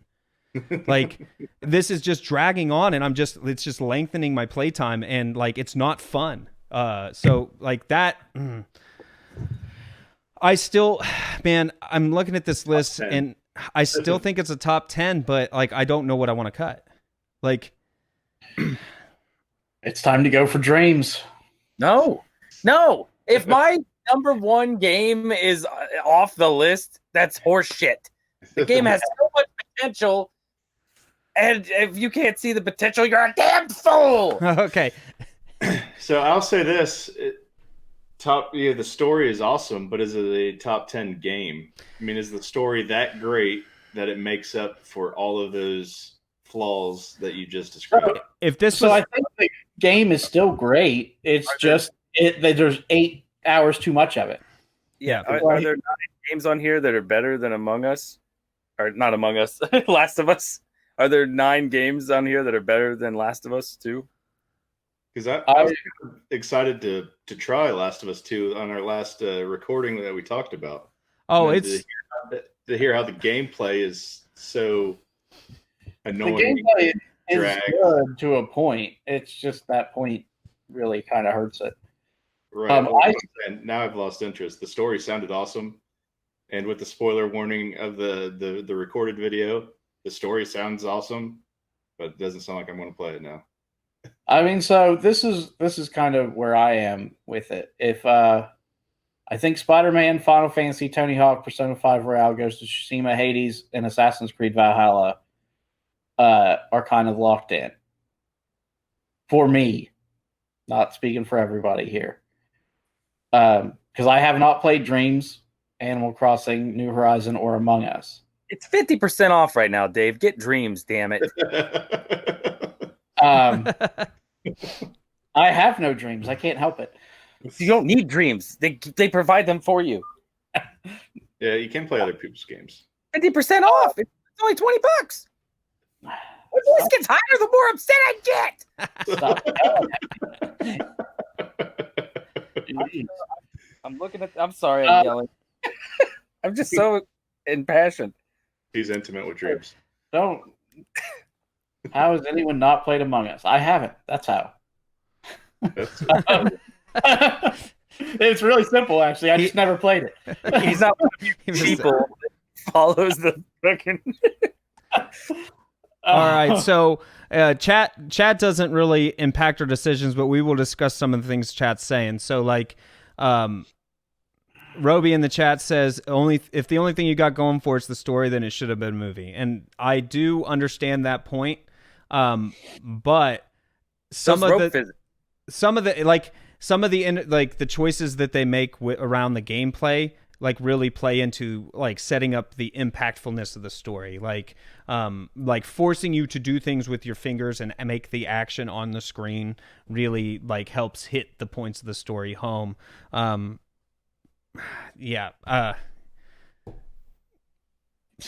I don't know. Young Bins in the chat says Dream seems like it has a certain longevity that can make it a top 10. Yeah, no, I'm. My point is not that those 3 games that I listed don't belong in the top 10. My point is I didn't play them. So I was going to say it should be up to the 3 of you if you want to eliminate one of those 3 to put Last of Us in. But if you want to keep those 3, I'm okay leaving Last of Us out. Last of Us belongs in the top 10. I didn't even play it, and I know that. Okay, well, then pick a game to take out. What game would you take out, Benji? Did we already take Animal Crossing out? No, it's still on there. I could. Oof. We talked about the good games up front. Why did we do that? Makes it harder. Yeah, we should have took. Like I'm looking down the list, and I already see 2 ones that are coming up that are off the list already. Yeah, like looking at what we have up here, and we did this in no particular order. Like I think most of the list was constructed in a like a timeline fashion, like as released throughout the year. I don't think that. We can put Dreams at number 10. Okay, that's as low as I'm willing to go on Dreams. I didn't say we need to cut Dreams. Nobody say we need to cut Dreams right now. We just. It's been said. Eddie brought it up. He's like, "Oh, let's cut Dreams because I don't know how to do it." Guess what, Eddie? You don't need to know how to do it, but you can. You need to try. Don't let your dreams be dreams. Do it. I'll sum up at Benji's statement. Like Dreams, like if you wanted to, you could. There's no way to get around those 8 hours of The Last of Us. Yeah, that shouldn't be there. Oh man, we gotta do. So I mean, we can put it as an 11th and just move on and see how it shakes out in the end. Okay.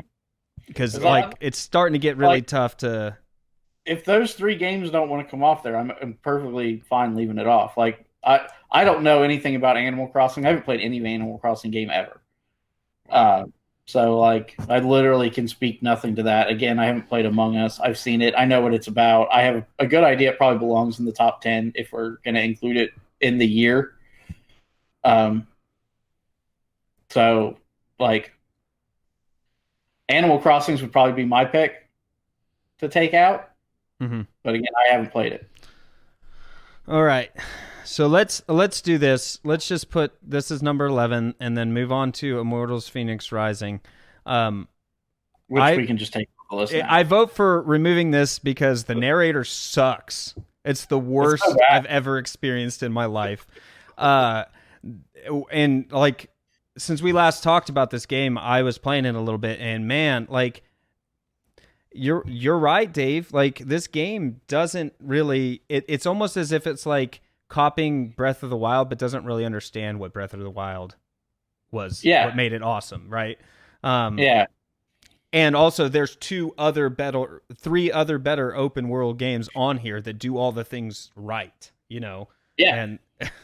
And don't have a shitty narrator. So the narrator is bad. I mean, to talk about the game for a little bit, it's an open world game that's a collectathon. The collectibles don't feel important. There's no story behind them. They're only good for upgrades. And every once in a while there's a cool puzzle to find one of them that you won't get in the other open world games, but that cool puzzle does not make up for the narrator or the general lack of interest that the collectibles bring. Yeah. And I think I was blinded by the fact that I got to do more cool Breath of the Wild like puzzles, right? Because they're very similar to Breath of the Wild, and they're well done. But yeah, and they're interesting and they're fun, and when you figure one out, you feel elation, I guess, for lack of a better word. Like, you feel good that you figured the puzzle out. They're complicated and they require some thought, but like that does not make up for all the other trappings that this game gets wrong. Right, and when you're talking about the collectibles, it's like mark it on the map, go here, get the collectible. It's missing what Ghost of Tsushima has, where it it ties you into the world and brings you further into the world by collecting these collectibles. Like, I mean, they give you upgrades, but like that's it. Go here, get the thing. Now you have 5 of them. Now I'm done. You know, I got the upgrade. I got 5 of them. Yeah. So yeah, take it off. Get rid of it. Burn it down. Immortal lowering off the list. All right. We got time for Astro's Playroom. Yeah. I mean, here's Astro's Playroom is a really cool moment. There's a lot of really cool bits to it. That said, it's not really a full game, and I'm not sure there's enough to it to warrant taking anything off the list. Yeah, it's definitely a good showcase for what the PlayStation 5 is powerful, and more than just the controller and the cool stuff it does with the controller. It does, like, how you can jump into the speed runs and redo the speed runs like really fast, boom, without loading the game up.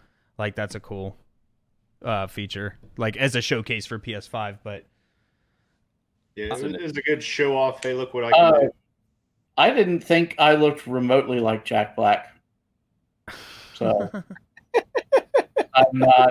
No, I'm definitely not going for that look. But I appreciate what is probably not a compliment. You have a Jack Black-esque beard going on.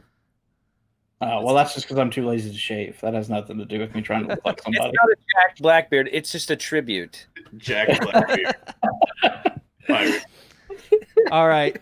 I also think I'm I finished Bug Snacks.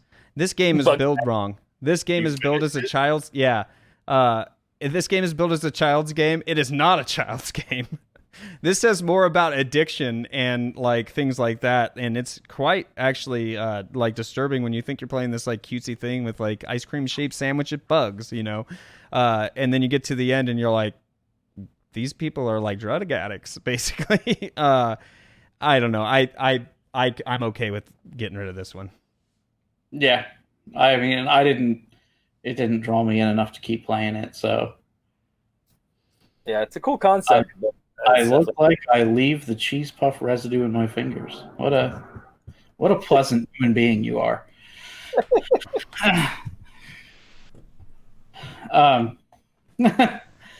Next, Maneater, huh? Yep. Go ahead and talk about Maneater for a second. I'm a man-eater. Or she's a man-eater. Did I sing that wrong? Yeah. Man-eater is a great game. What are you doing with the Maneater? We keeping it or what? I could say it's not top 10. We're going to gut it from its mother's belly and hope that it doesn't come back to bite us. Exactly. Man, I'm nailing them. It was unique. It was fun. Gets redundant after a while. Nothing comparable to the other games on this list. Yeah, I'll probably still end up finishing it because I like to play it when I'm just chilling, you know, but yeah. The narrator's voice changes, which is weird. Like, I was different narrator. I like, as a person who's never played the game, I have stuff to say about it somehow. The narrator's voice changes? Yeah, there's parts later on where you do like these side things, and apparently they just couldn't get Chris Parnell back in there to record that bit, so they. Oh, I didn't know that. Yeah, that's dumb. Yeah. Well, I have the inside scoop, even as someone who's never played the game. Also, it plays like a flight simulator, which is cool. Like, it's a good way to swim. I like similar stuff. Yeah, I love the idea that you can flop on land and eat people to try to stay alive. That's insane. But a lot of the areas, you start out in a beautiful place, and then you somehow end up in an ugly place and have to work your way back to the beautiful areas because you're in a swamp and it looks all cruddy. And it makes sense, though. And that's why you're getting these crazy mutations, because you're a shark living in the swamp. So right. But they could have made some of the bad guys more impactful, maybe like a mini boss style, but they don't seem to hold any clout like they should. Yeah, it's more like a checklist, less like how Shadow of Mordor did the Nemesis system. It's more just like a checklist. Beat these guys, you know. Yeah, it would get redundant. Like you'd have multiple challenges that would be like, hey, kill 10 fish, these 10 fish, but also you'd have another one that kill these 10 fish, but it's separate groups, and it wouldn't just compile together into one checklist. Yeah. So Maneater, it's you know a lot about it. So it's an honor to be nominated, Maneater, but you're off the list. It's an honor to be nominated by 4 people you've never heard of. There you go.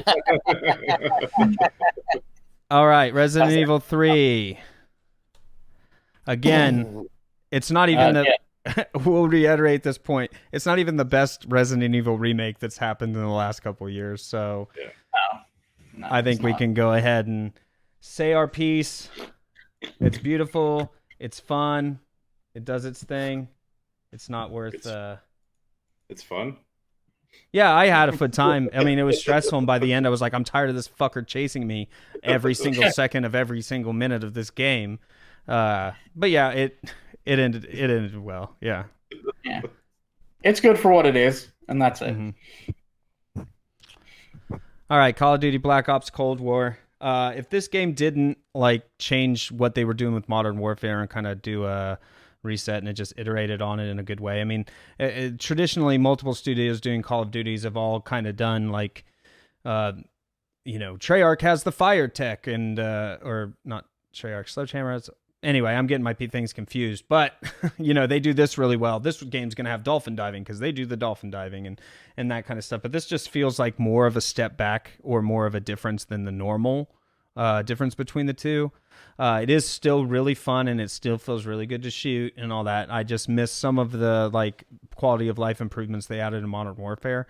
And the story is complete like utter nonsense. So I mean, I remember hearing a stinger that was like, just get ready for the turn you'll least expect. And then when I got there, I was like, that you hyped it up. It wasn't even that good. Like, little turn it does in the 6-hour story is like, you didn't even have the good payoff. Like, you did nothing to build up to this point to give us a payoff for what you said. So it was like, just felt meaningless and dead.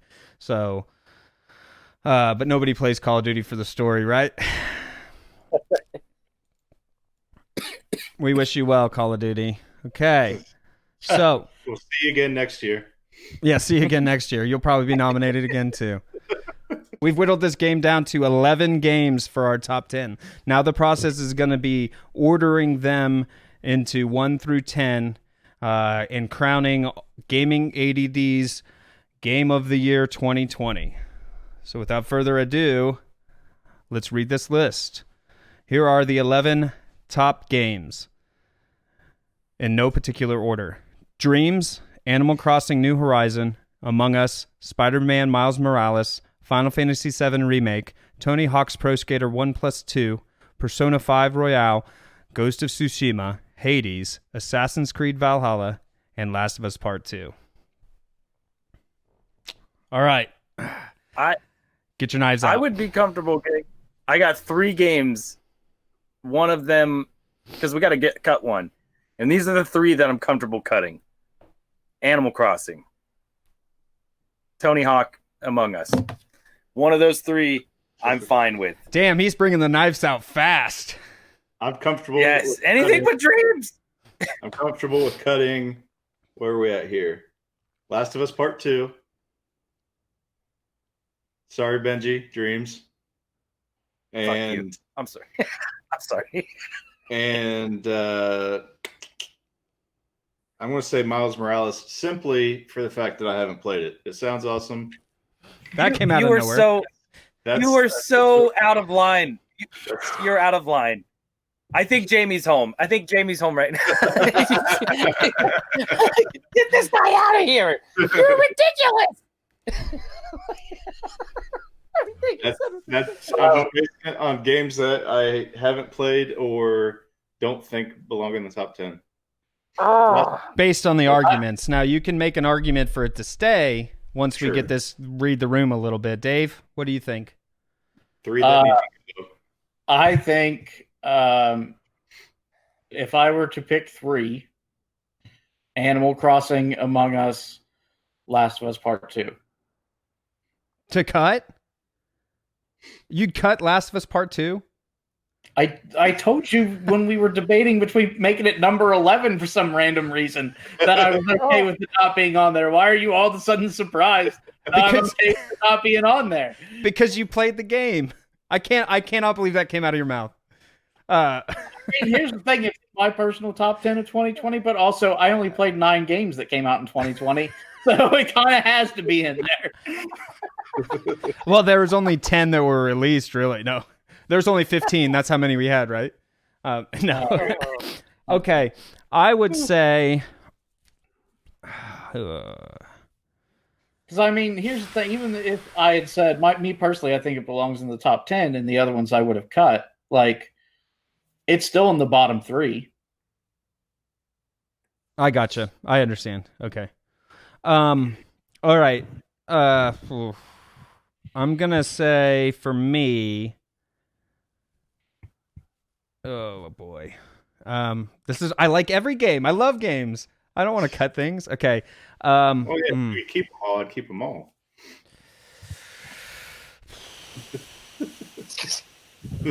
I would cut Tony Hawk's Pro Skater 1+2.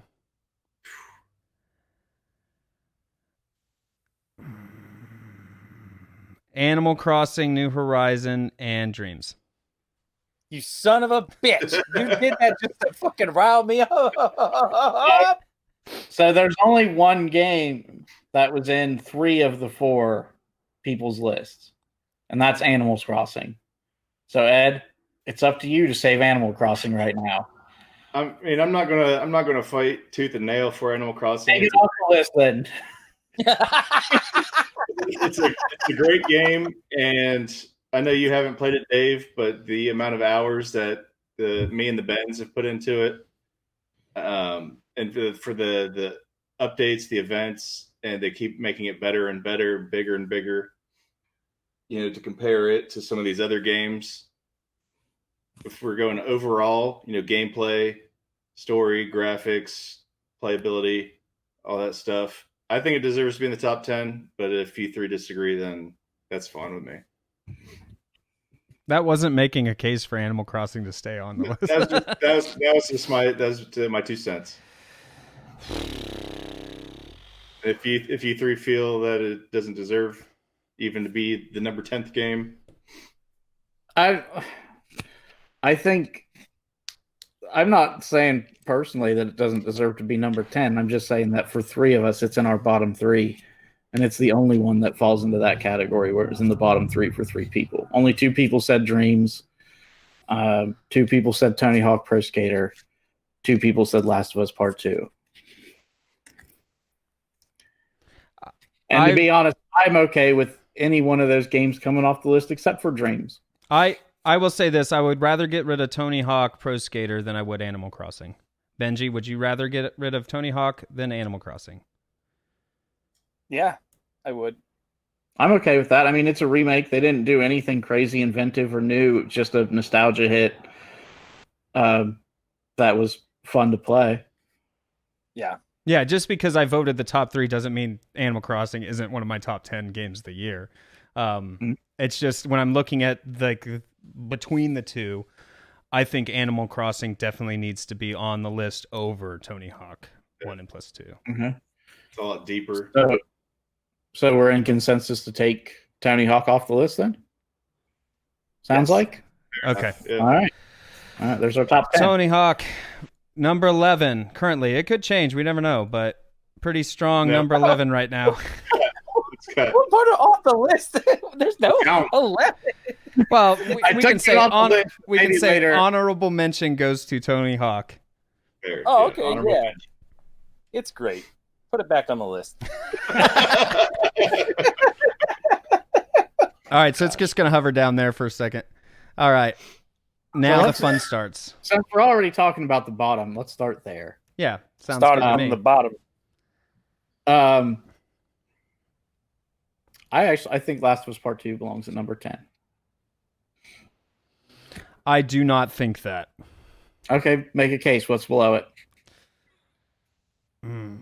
Overall game. Yes, You gotta think I of am everything. accounting for that. It sounds like whoever commented it made a great point. It sounds like it would be an amazing movie. That doesn't sound like something I want to play.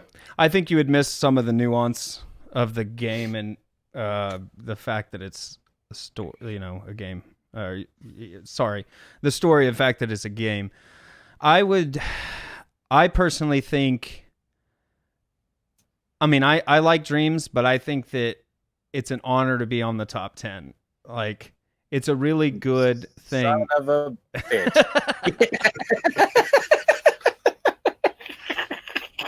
Yeah, I pictured it at number 10.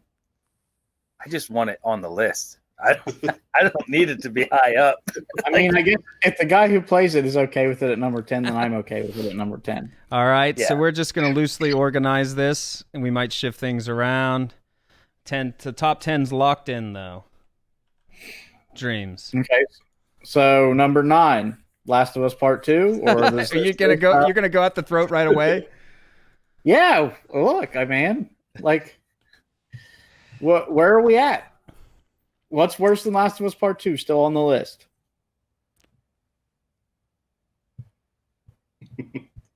I have a love-hate relationship with Last of Us Part 2. Like, I'm going to talk about Spider-Man here. That game was, like, consistently a nice level throughout the whole game. Very good, very consistent. Even though I had parts of The Last of Us that frustrated me to no end, like, the highs of The Last of Us were, like, way higher than probably any game on this list. Yeah, Dave, and you could remind us your experience with Miles Morales. No, I'm good. We already did that once. I don't need to relive the bricking of my PlayStation 5 over and over and over again. Only enablers remind people of their traumatic experiences.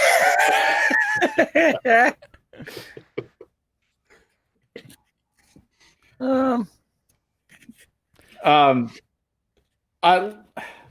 don't disagree with what you're saying per se, but the highs of Last of Us Part 2 are all story based and not gameplay based.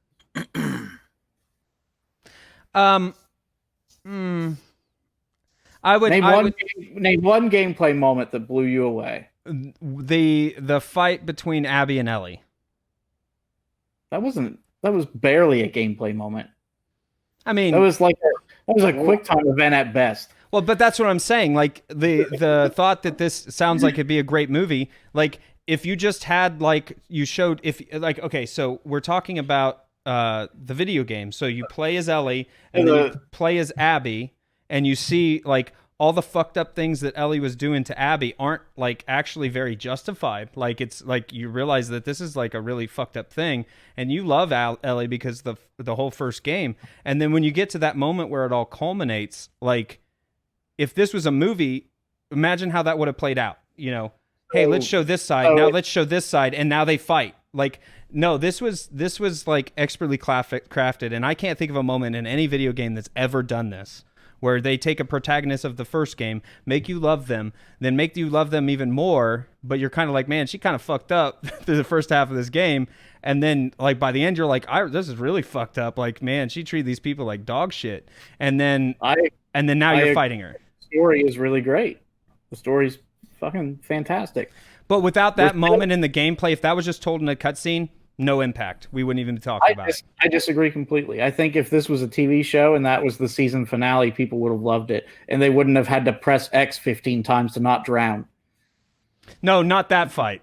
That fight I think was kind of bullshit. But the one in the warehouse or then the theater. Okay, but I mean, even then, that's a better fight. You're right. I would give you that. I was thinking of the very last fight. No. There's a lot of movies that have fighting scenes in them. Right. That are amazing. I still think it would have impact as a movie or a TV show. I think it definitely you're right. would. It gets drawn out differently because it's a video game and you're trying to survive it. It'd have to be a TV show to capture the nuances that they capture in the game. But again, though, the gameplay, the actually physically controlling the character, like, it matters. But I would not say that fight gave me a higher high than, say, just web zipping around Miles Morales' world or the final fight in Miles Morales. Now, the final fight in Miles Morales was pretty... that was pretty good. I will concede on that point. I still think Last of Us Part 2 is a better game. I don't. Especially if you're going to say better game, because that implies game. That's true. I mean, I will say that I did enjoy the combat and the moment to moment like way drastically more in Miles Morales. So let's do this. Let's leave Last of Us Part 2 there, and we'll just move on, and we'll see when we get up the list how we feel. Mm-hmm. So we moved to 8. What do we have at the 8 spot? We have Assassin's Creed Valhalla. But that's just okay. So wait, what would everybody put at 8? Like, what do they think? Do you think Assassin's Creed belongs at 8? No, it's definitely higher up than 8. Okay, so what's lower than Assassin's Creed? As fun as Among Us is, if you're going overall, graphically, it's not better. Gameplay, it is a lot of mini games, which are fun and keep you interested in it, but it's nothing groundbreaking gameplay wise, except that it's kind of you know, the communication between people to try to figure out the whodunit. The whodunit's been done before as well, and if you're not playing with your friends, it's almost not worth playing. Yeah, I think if they didn't have the problem of just like games ending or not being fun because people just drop out because they're not the imposter, then it would be way higher for me. I think it belongs to number 10. Curveball. Oh, we're not going to go back that far. Honestly, I'm not in disagreement. I am. You could make Among Us in Dreams. You could make Among Us in Dreams, so Dreams absorbs Among Us. You could make every one of these games in Dreams. That's not an argument. Dreams absorbs Among Us, and Among Us is off the list now, and we're bringing Tony Hawk back. Fuck Among Us. Among Us is garbage. I'm sorry, guys. I'm going Anybody want a fight for Among Us for higher than 10?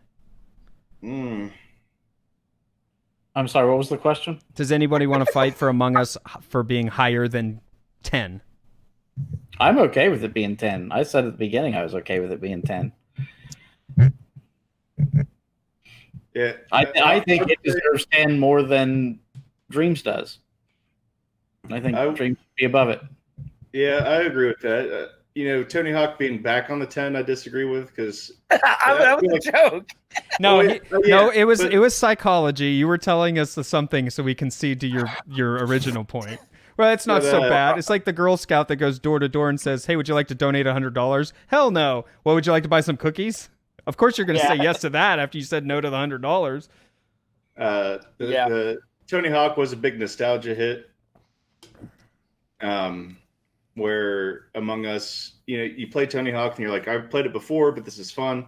But am I going to keep playing it? Where I don't see that happening. Among Us, you do when you're playing. So I could see Among Us at 9. I'd say, what's that 10 right now? Dreams. I would put Dreams above Among Us. I would too. Okay. Just overall, like, am I going to play Dreams more? Probably not. But overall, do it.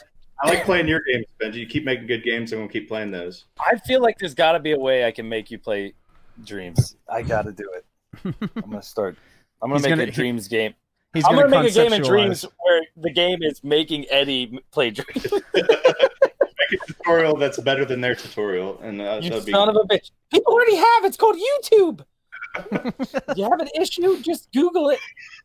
All right, so now we're talking about our number 7. What belongs? What would you put at the bottom? Here, I'm going to delineate this here so it's easier for us to see in the document. Here's what we've kind of decided on, kind of, and then here's what we haven't talked about. I'm going to say number 7, Animal Crossing. What was I number would 8? Last of Us is hanging out there, but Okay, we don't know if it's going to stay down there. It's staying down there. Stop trying to drag it up. Let's put Animal Crossing goes below Last of Us. I would disagree. Oh. I would say, me personally, either Hades or I'm going to go back with Spider-Man because it is a short game. I never played Hades, but to say that they beat some of the other games, I think it should be down there somewhere. You Hades, just hurt my feelings. I just want you to know that. Like, legitimately, hey Five man, needs to be on the my list. feelings are hurt right now. listen, knives are out. Knives are out. We're going to make some cuts straight to each other's throats, and then we're going to walk away friends.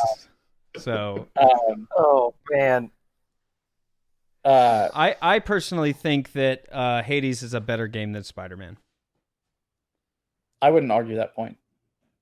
I mean, I don't personally agree with you, but I can see that I could see Hades being a better game than Spider-Man. Like, it's not a point I would argue. Because it's almost like Miles Morales could have been a DLC for the Spider-Man game that's already out. Yeah, but that's kind of son of a unfair bitch. because it's a really good self-contained story by itself. Like, it deserves to be a game. Like, do they deserve to charge $70 for it? No, so that's why they charged $50. So 40. well, 40 on the PS4. Yeah, But you can play the PS4 and the PlayStation 5 and get the upgrade for free, so it's 40. fair enough. And then the game bricks your PS5. Oh, man. So for the On that note, Dave's out. Dave's out. He taps it. Last of Us is moving up now. Dave, please come back. No, Last of Us is not moving. Oh. number 7, Animal Crossing. I mean, here's the thing. It was in the bottom 3 for 3 of us. It's going to be hard to get. Like, 7, honestly, is a promotion from where it was almost cut. Yeah, I see the Animal point. Crossing did come out at a time when people needed it. I mean, it was a game. Couldn't buy a Switch because Animal Crossing came out. Right. It caused a It shortage. filled in that Switches. void. But see, for me, I played that game obsessively, for the days until Final Fantasy Remake came out, and then after that, it was less obsessive. Like, so it filled the void until the next game came out. But yeah, it did. They It do did. consistently support it. I like that. It's always getting, new stuff, seasonal events. It's something that just will exist forever because of the reading the system clock. Like, it's always going to be relevant. I love that. I always wanted that game, and I finally got it. So Yeah. it's really cool. I mean, I could see it at 7 personally. I mean, it's Yeah. great. I mean, it's an honor to just be on the top 10. Like, we're not saying any of these games are bad. All these games Right. are great. Every single one of them. It's just you got to Which make some one's hard gooder? cuts. Yeah, because I'm looking at the rest of them up here, and Animal Crossing is I can see it below every single one of those games on there. So is that what we're doing? Yes. Sounds fair. Yes. All right, moving right along. Number 6. Oh, I was supposed to leave a space. There you go.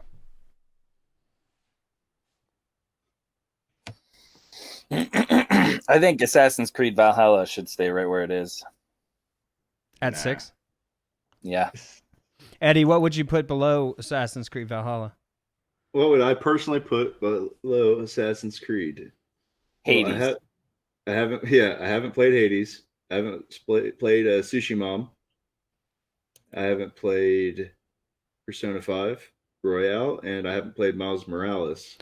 But based on what I've heard and what I've seen and what I've done a little bit of digging on, I personally would put Hades or back to Spider-Man underneath Valhalla. I think Spider-Man is a better game than Valhalla. So Yeah, I have played all of these games. I might be the only person who's played all of them. I've played all of them. I haven't finished all of them. Okay. Well, yeah, that's fair. I think Assassin's Creed is where it belongs as well. how many hours have you put into Valhalla, Benoit? 15 to 20? How many hours did you put in Spider-Man? About that much. And you beat one of them.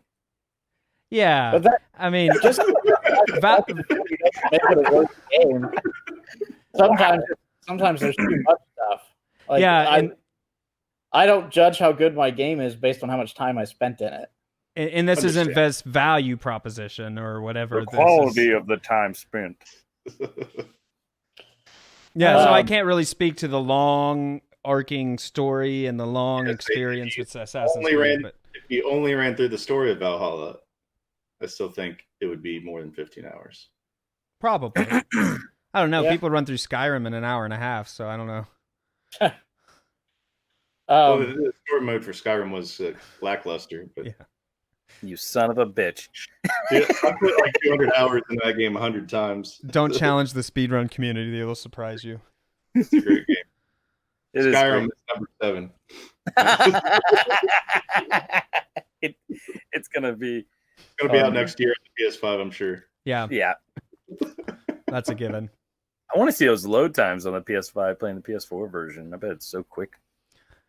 All right, we got to put something down there. Let's put Persona 5 down there. Dave, what do you think? You've beat it. You've put 120 hours into it. What would you put in its stead? Assassin's Creed. Well, you already said that. Yeah. Yeah. That said, being the only person who's put hours into Persona 5, I'm not. 7, 6, 5, all of that's better than I thought I was going to be able to get coming into this, since none of you have played it. So I'm glad I was able to sell it well enough for it I to put not about be... 30 hours into it. So Yeah. It's not about the hours you put into it. but That's right. I had a bet. Look, those 20-30 hours are better than what I played into Assassin's Creed. I still think Assassin's Creed goes there. I do too. Oh.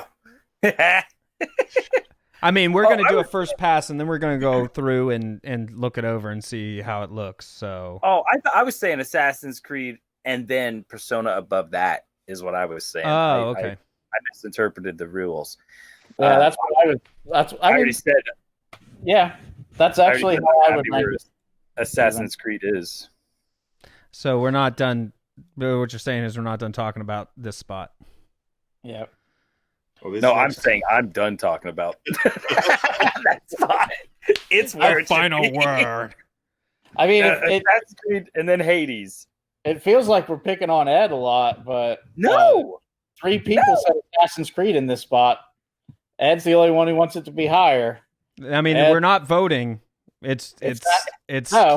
have to all agree. It's Eddie's Well, dreams. that's what I was about to say. Was Ed, it's on Ed. I don't Tell think us. Assassin's Creed is not my dreams of yours, Benji. Yes, it is. It's the equivalent. I wanted dreams and I felt attacked, and now you want Assassin's Creed to be higher, and you feel attacked. I just feel like it's better than 7 is all I mean. I don't Better than think Final it's Fantasy VII? You're No. full of it. Spot 7. The 7th place on the list. I feel it's better than that. No, Final Fantasy VII Remake's going to be my number 1. Yeah, I'm not gonna lie, mine too. Anyway, so Personal top 10. Personal. Personal. If people think it should stay at 7, then I guess that's it. Are you conceding? Conceding, not happily. Oh, I mean, would you rather have Assassin's Creed at 7 or Final Fantasy 7 at 7? It's not Well, going to happen. All right, we're done. It's like that question I asked Dave in the other video. That's how you trick figuring things out. All right, so let's just put it there and see how it looks. Yeah. I think Persona 5 is next after that.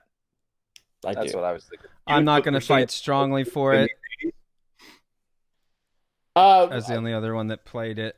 So my personal enjoyment of Persona 5 comes a lot from that's the type of game that I like to play. Mm-hmm. If you were to ask me what is your personal top, which game did you like more, I would say Persona 5 every time. If you were to ask me which one I thought was the better game, I would say Hades. Okay.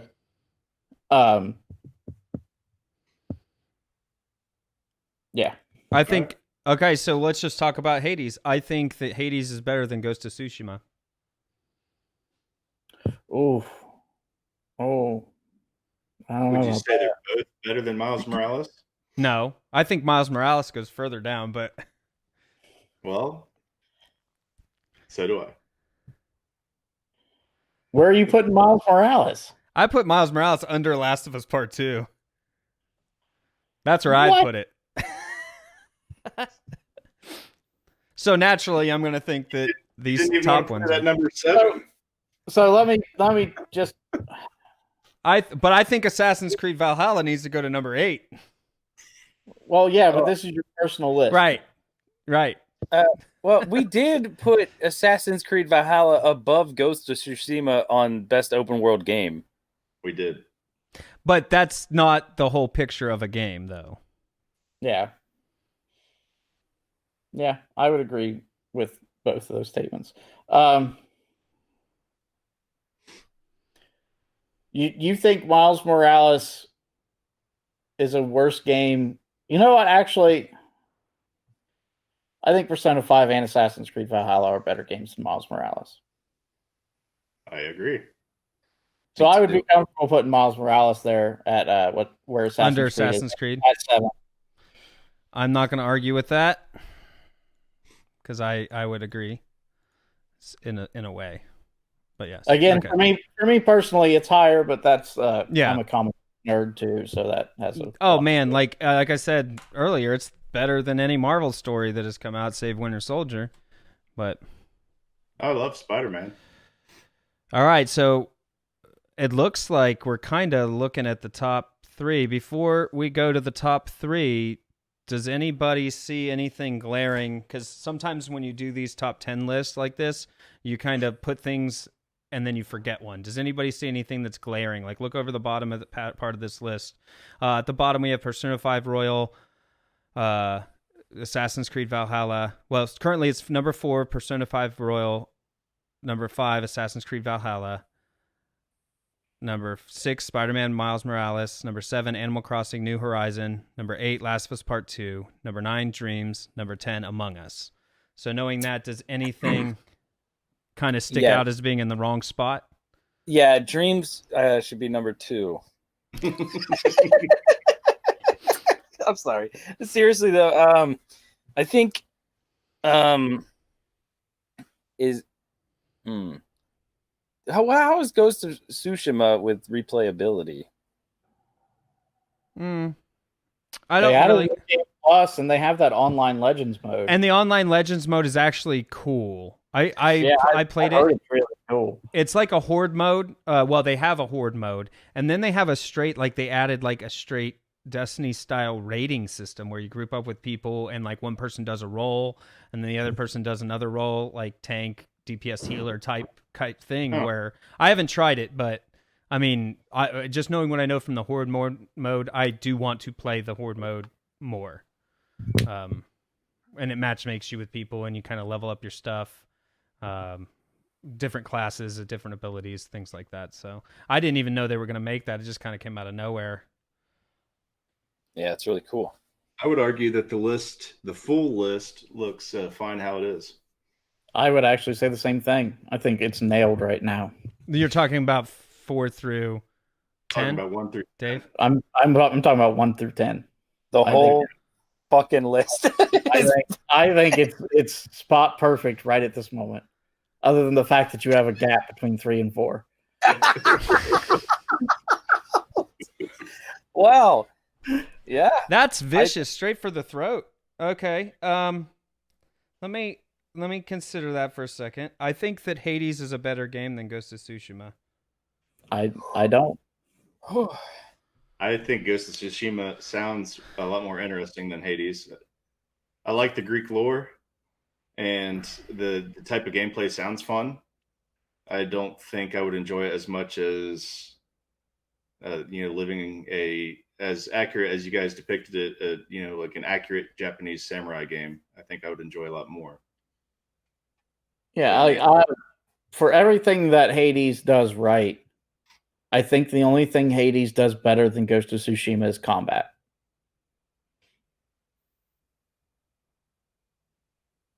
I think. Yeah, I mean, I can see that. I mean, I think Ghost of Tsushima's aesthetic is better than Hades, even though Hades is great. I think the story is better in Ghost of Tsushima, even though the stories in Hades is great. I think like the moment-to-moment dialogue in Ghost of Tsushima is better. I like the open world better. I literally think the only thing Hades does better is combat. All right.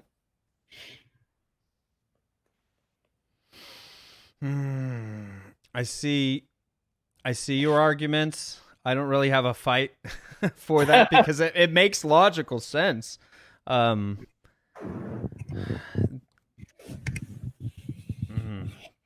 guess just the thrill of getting on that good run, which happens more frequently than other games. Other roguelites, and that's due to like the impeccable weapon balancing, right? That game is balanced like perfectly. Man, I mean, when I'm on a roll in Hades, it's fun. Like, it's just pure fun, especially when you find that right combo build. But you don't find that every time. You don't always get the upgrades that you need to actually have a decent run. Yeah. And I just feel like Ghost of Tsushima is more consistent through and through, more replayability. That legend mode looks cool. I still haven't checked it out though.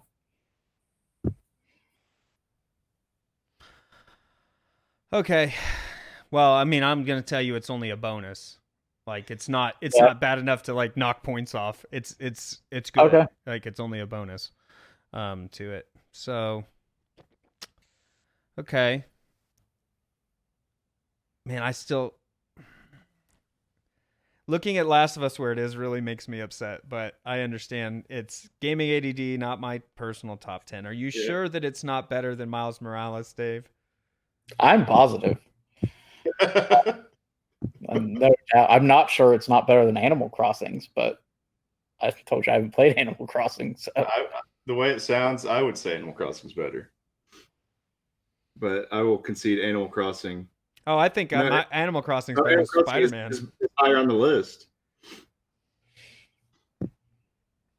I feel like I was fighting with you about the placement of Miles Morales, Benwa. I was putting that at the bottom almost every time. Yeah, no, you two were fighting about it, and then all of a sudden he switched gears because he realized Last of Us was lower than he wanted it to be. Yeah, basically, I don't want Last of Us that low, personally. He's trying to become a horse trader. Yeah, wheeling and dealing.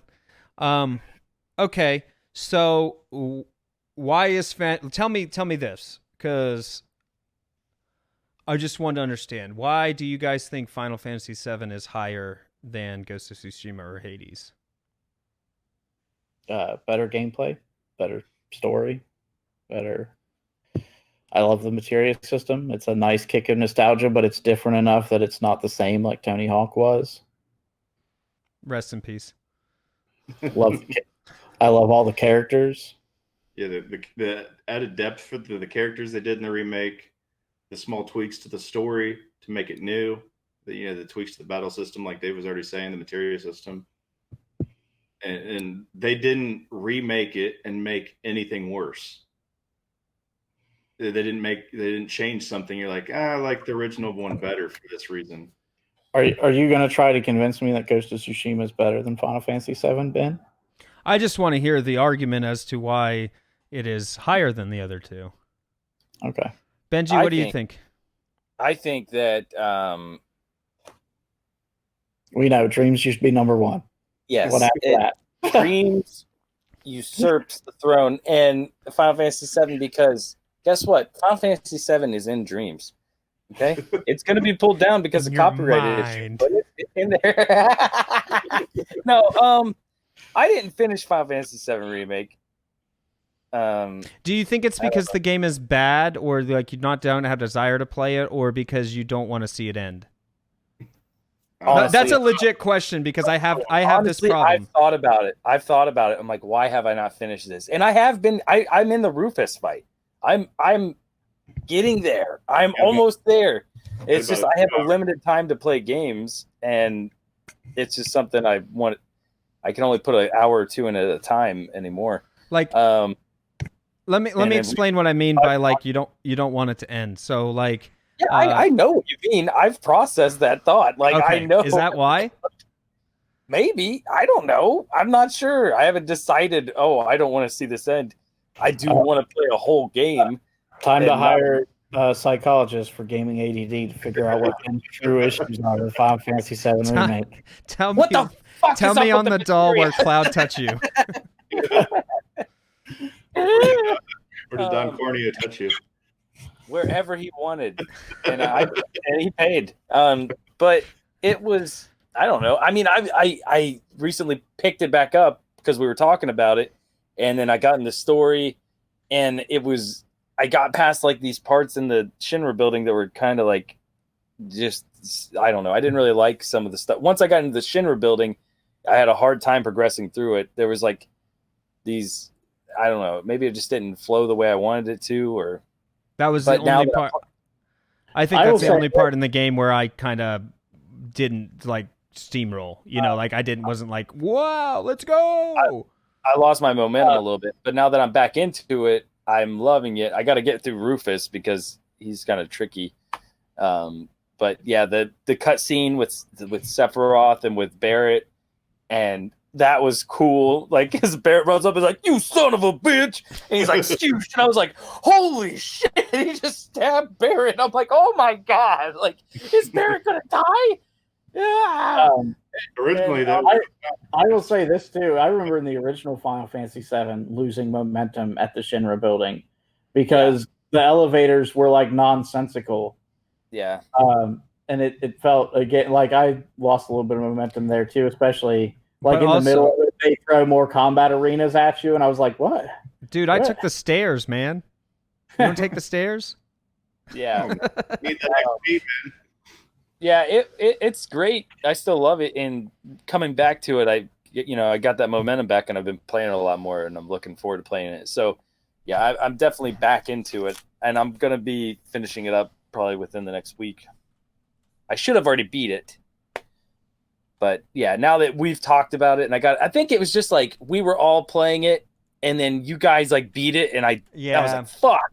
And I just lost. I'm like, it was almost like a competition, even though it was an unspoken competition. Like, I'm going to beat it first. And then it's like, oh, I'm like 40 hours in. I'm like, shit, I'm only like 24 hours in. What?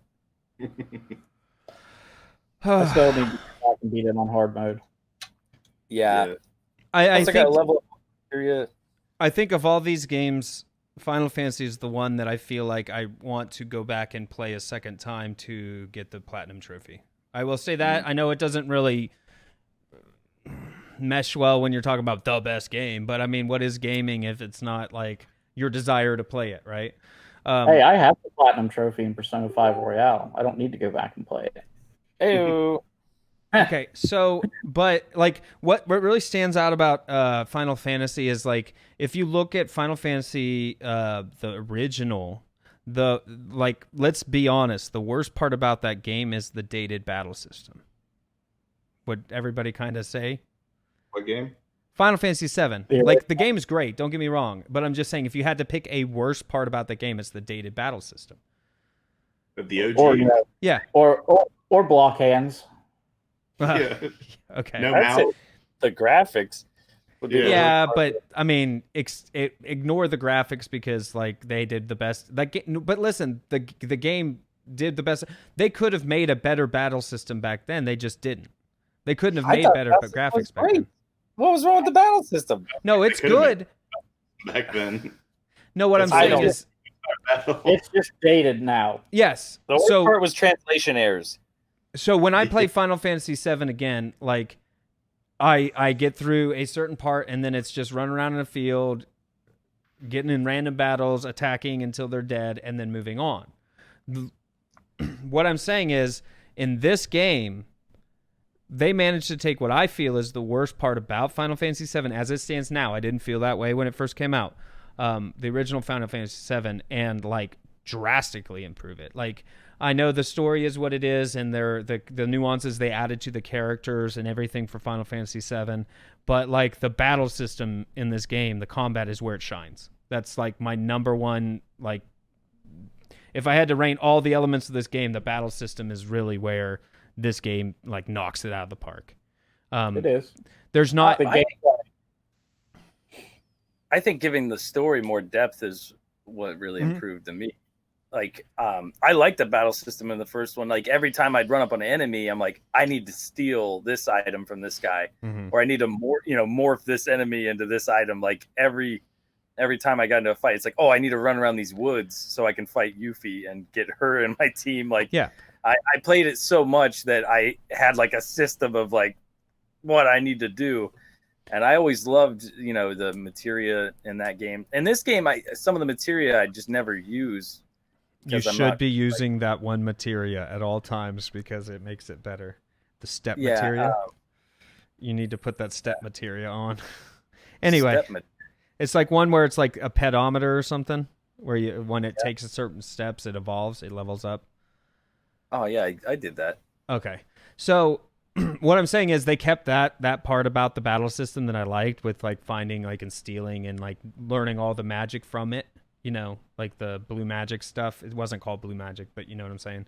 Where you steal their magic and then you gain the ability. They kept all that as cool stuff, but they made the combat like better and engaging in this game. There's not a boss fight in here that like I feel like I just button mashed through, or that I hit a wall and said, oh, I need to level up more before I can really take this boss on. You know what I mean? Like, I felt like every boss was constructed in a way where it's like you either beat them, or if you don't beat them, it's because you didn't know the tactics. Right. And they even just took regular enemies and made them feel like a boss. They made it so impactful. They took these enemies, like common enemies, like that weird snake robot thing in Shinra Building that flies around. They made that seem so much cooler because it was like, oh, this is an intense fight with an enemy that I just would have wiped out, in the other game. But it made it have more of an impact. They made all the enemies seem more impactful in this game. So is that it? What's at number 3? Like I said before, I think the list looks fine as it was. Yeah. So everybody think Hades is number 3 and Ghost of Tsushima is a better game than Hades. Yep, Yes. I think I wasn't sure if Dave was frozen. He's not moving. Oh, there's his eyes. Okay. Yeah, I Dave haven't can played either one. But if I had to pick one that I'd want to play, it'd be Ghost of Tsushima. Okay. That's my thoughts exactly too. If I had to Like, pick, if I had to pick a game that I wanted Eddie to buy, that way it would be shared with me. All right. And we're sure that Final Fantasy VII... I'm going to stop. I think that Final Fantasy VII is a better game than Ghost of Tsushima. Yes. All they're right. short. 10 p.m. Let's put the Not numbers trying on. to move. Let's put the numbers on. Part 2. I think Tony Hawk should be number 8, and Last of Us Part 2 should be off. Fuck that. There ain't no way. Let's All just right. push stuff. Here's GamingADD's top 10 Games of the year. Let me extend this just a little bit so we can catch it all in here. Here we go. Reading them down the line. Starting from the bottom. Runner-up, Tony Hawk's Pro Skater 1+2. Number 10, Among Us. Number 9, Dreams. Number 8, Last of Us Part 2. Number 7, Animal Crossing New Horizons. Number 6, Spider-Man Miles Morales. Number 5, Assassin's Creed Valhalla. Number 4, Persona 5 Royale. Number 3, Hades. Number 2, Ghost of Tsushima. And number 1 for GamingADD's Game of the Year 2020, Final Fantasy VII Remake. Woo! You were in my bit. Final Fantasy VII. All right, congratulations to Final Fantasy VII. You are the best game of 2020. You know what this calls for? Calls for fireworks. We need the fanfare. Yeah, there we go.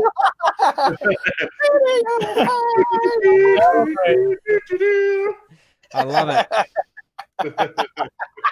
So it's been a blast. Expect more content from GamingADD this year. We're restarting it, getting it back going, kicking it off here. Look for our podcast, the Rank and File podcast. It will be up in the next few weeks.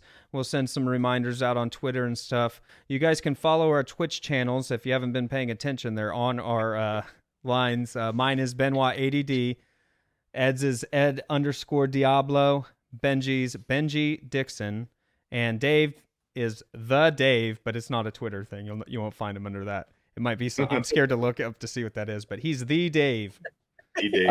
Whatever that is, it has nothing to do with me. It's just me. Just cover your butt. You've been Dave. I'm not. I'm covering your butt, actually. Everybody cover your butts. All right, everybody. Well, thanks for watching.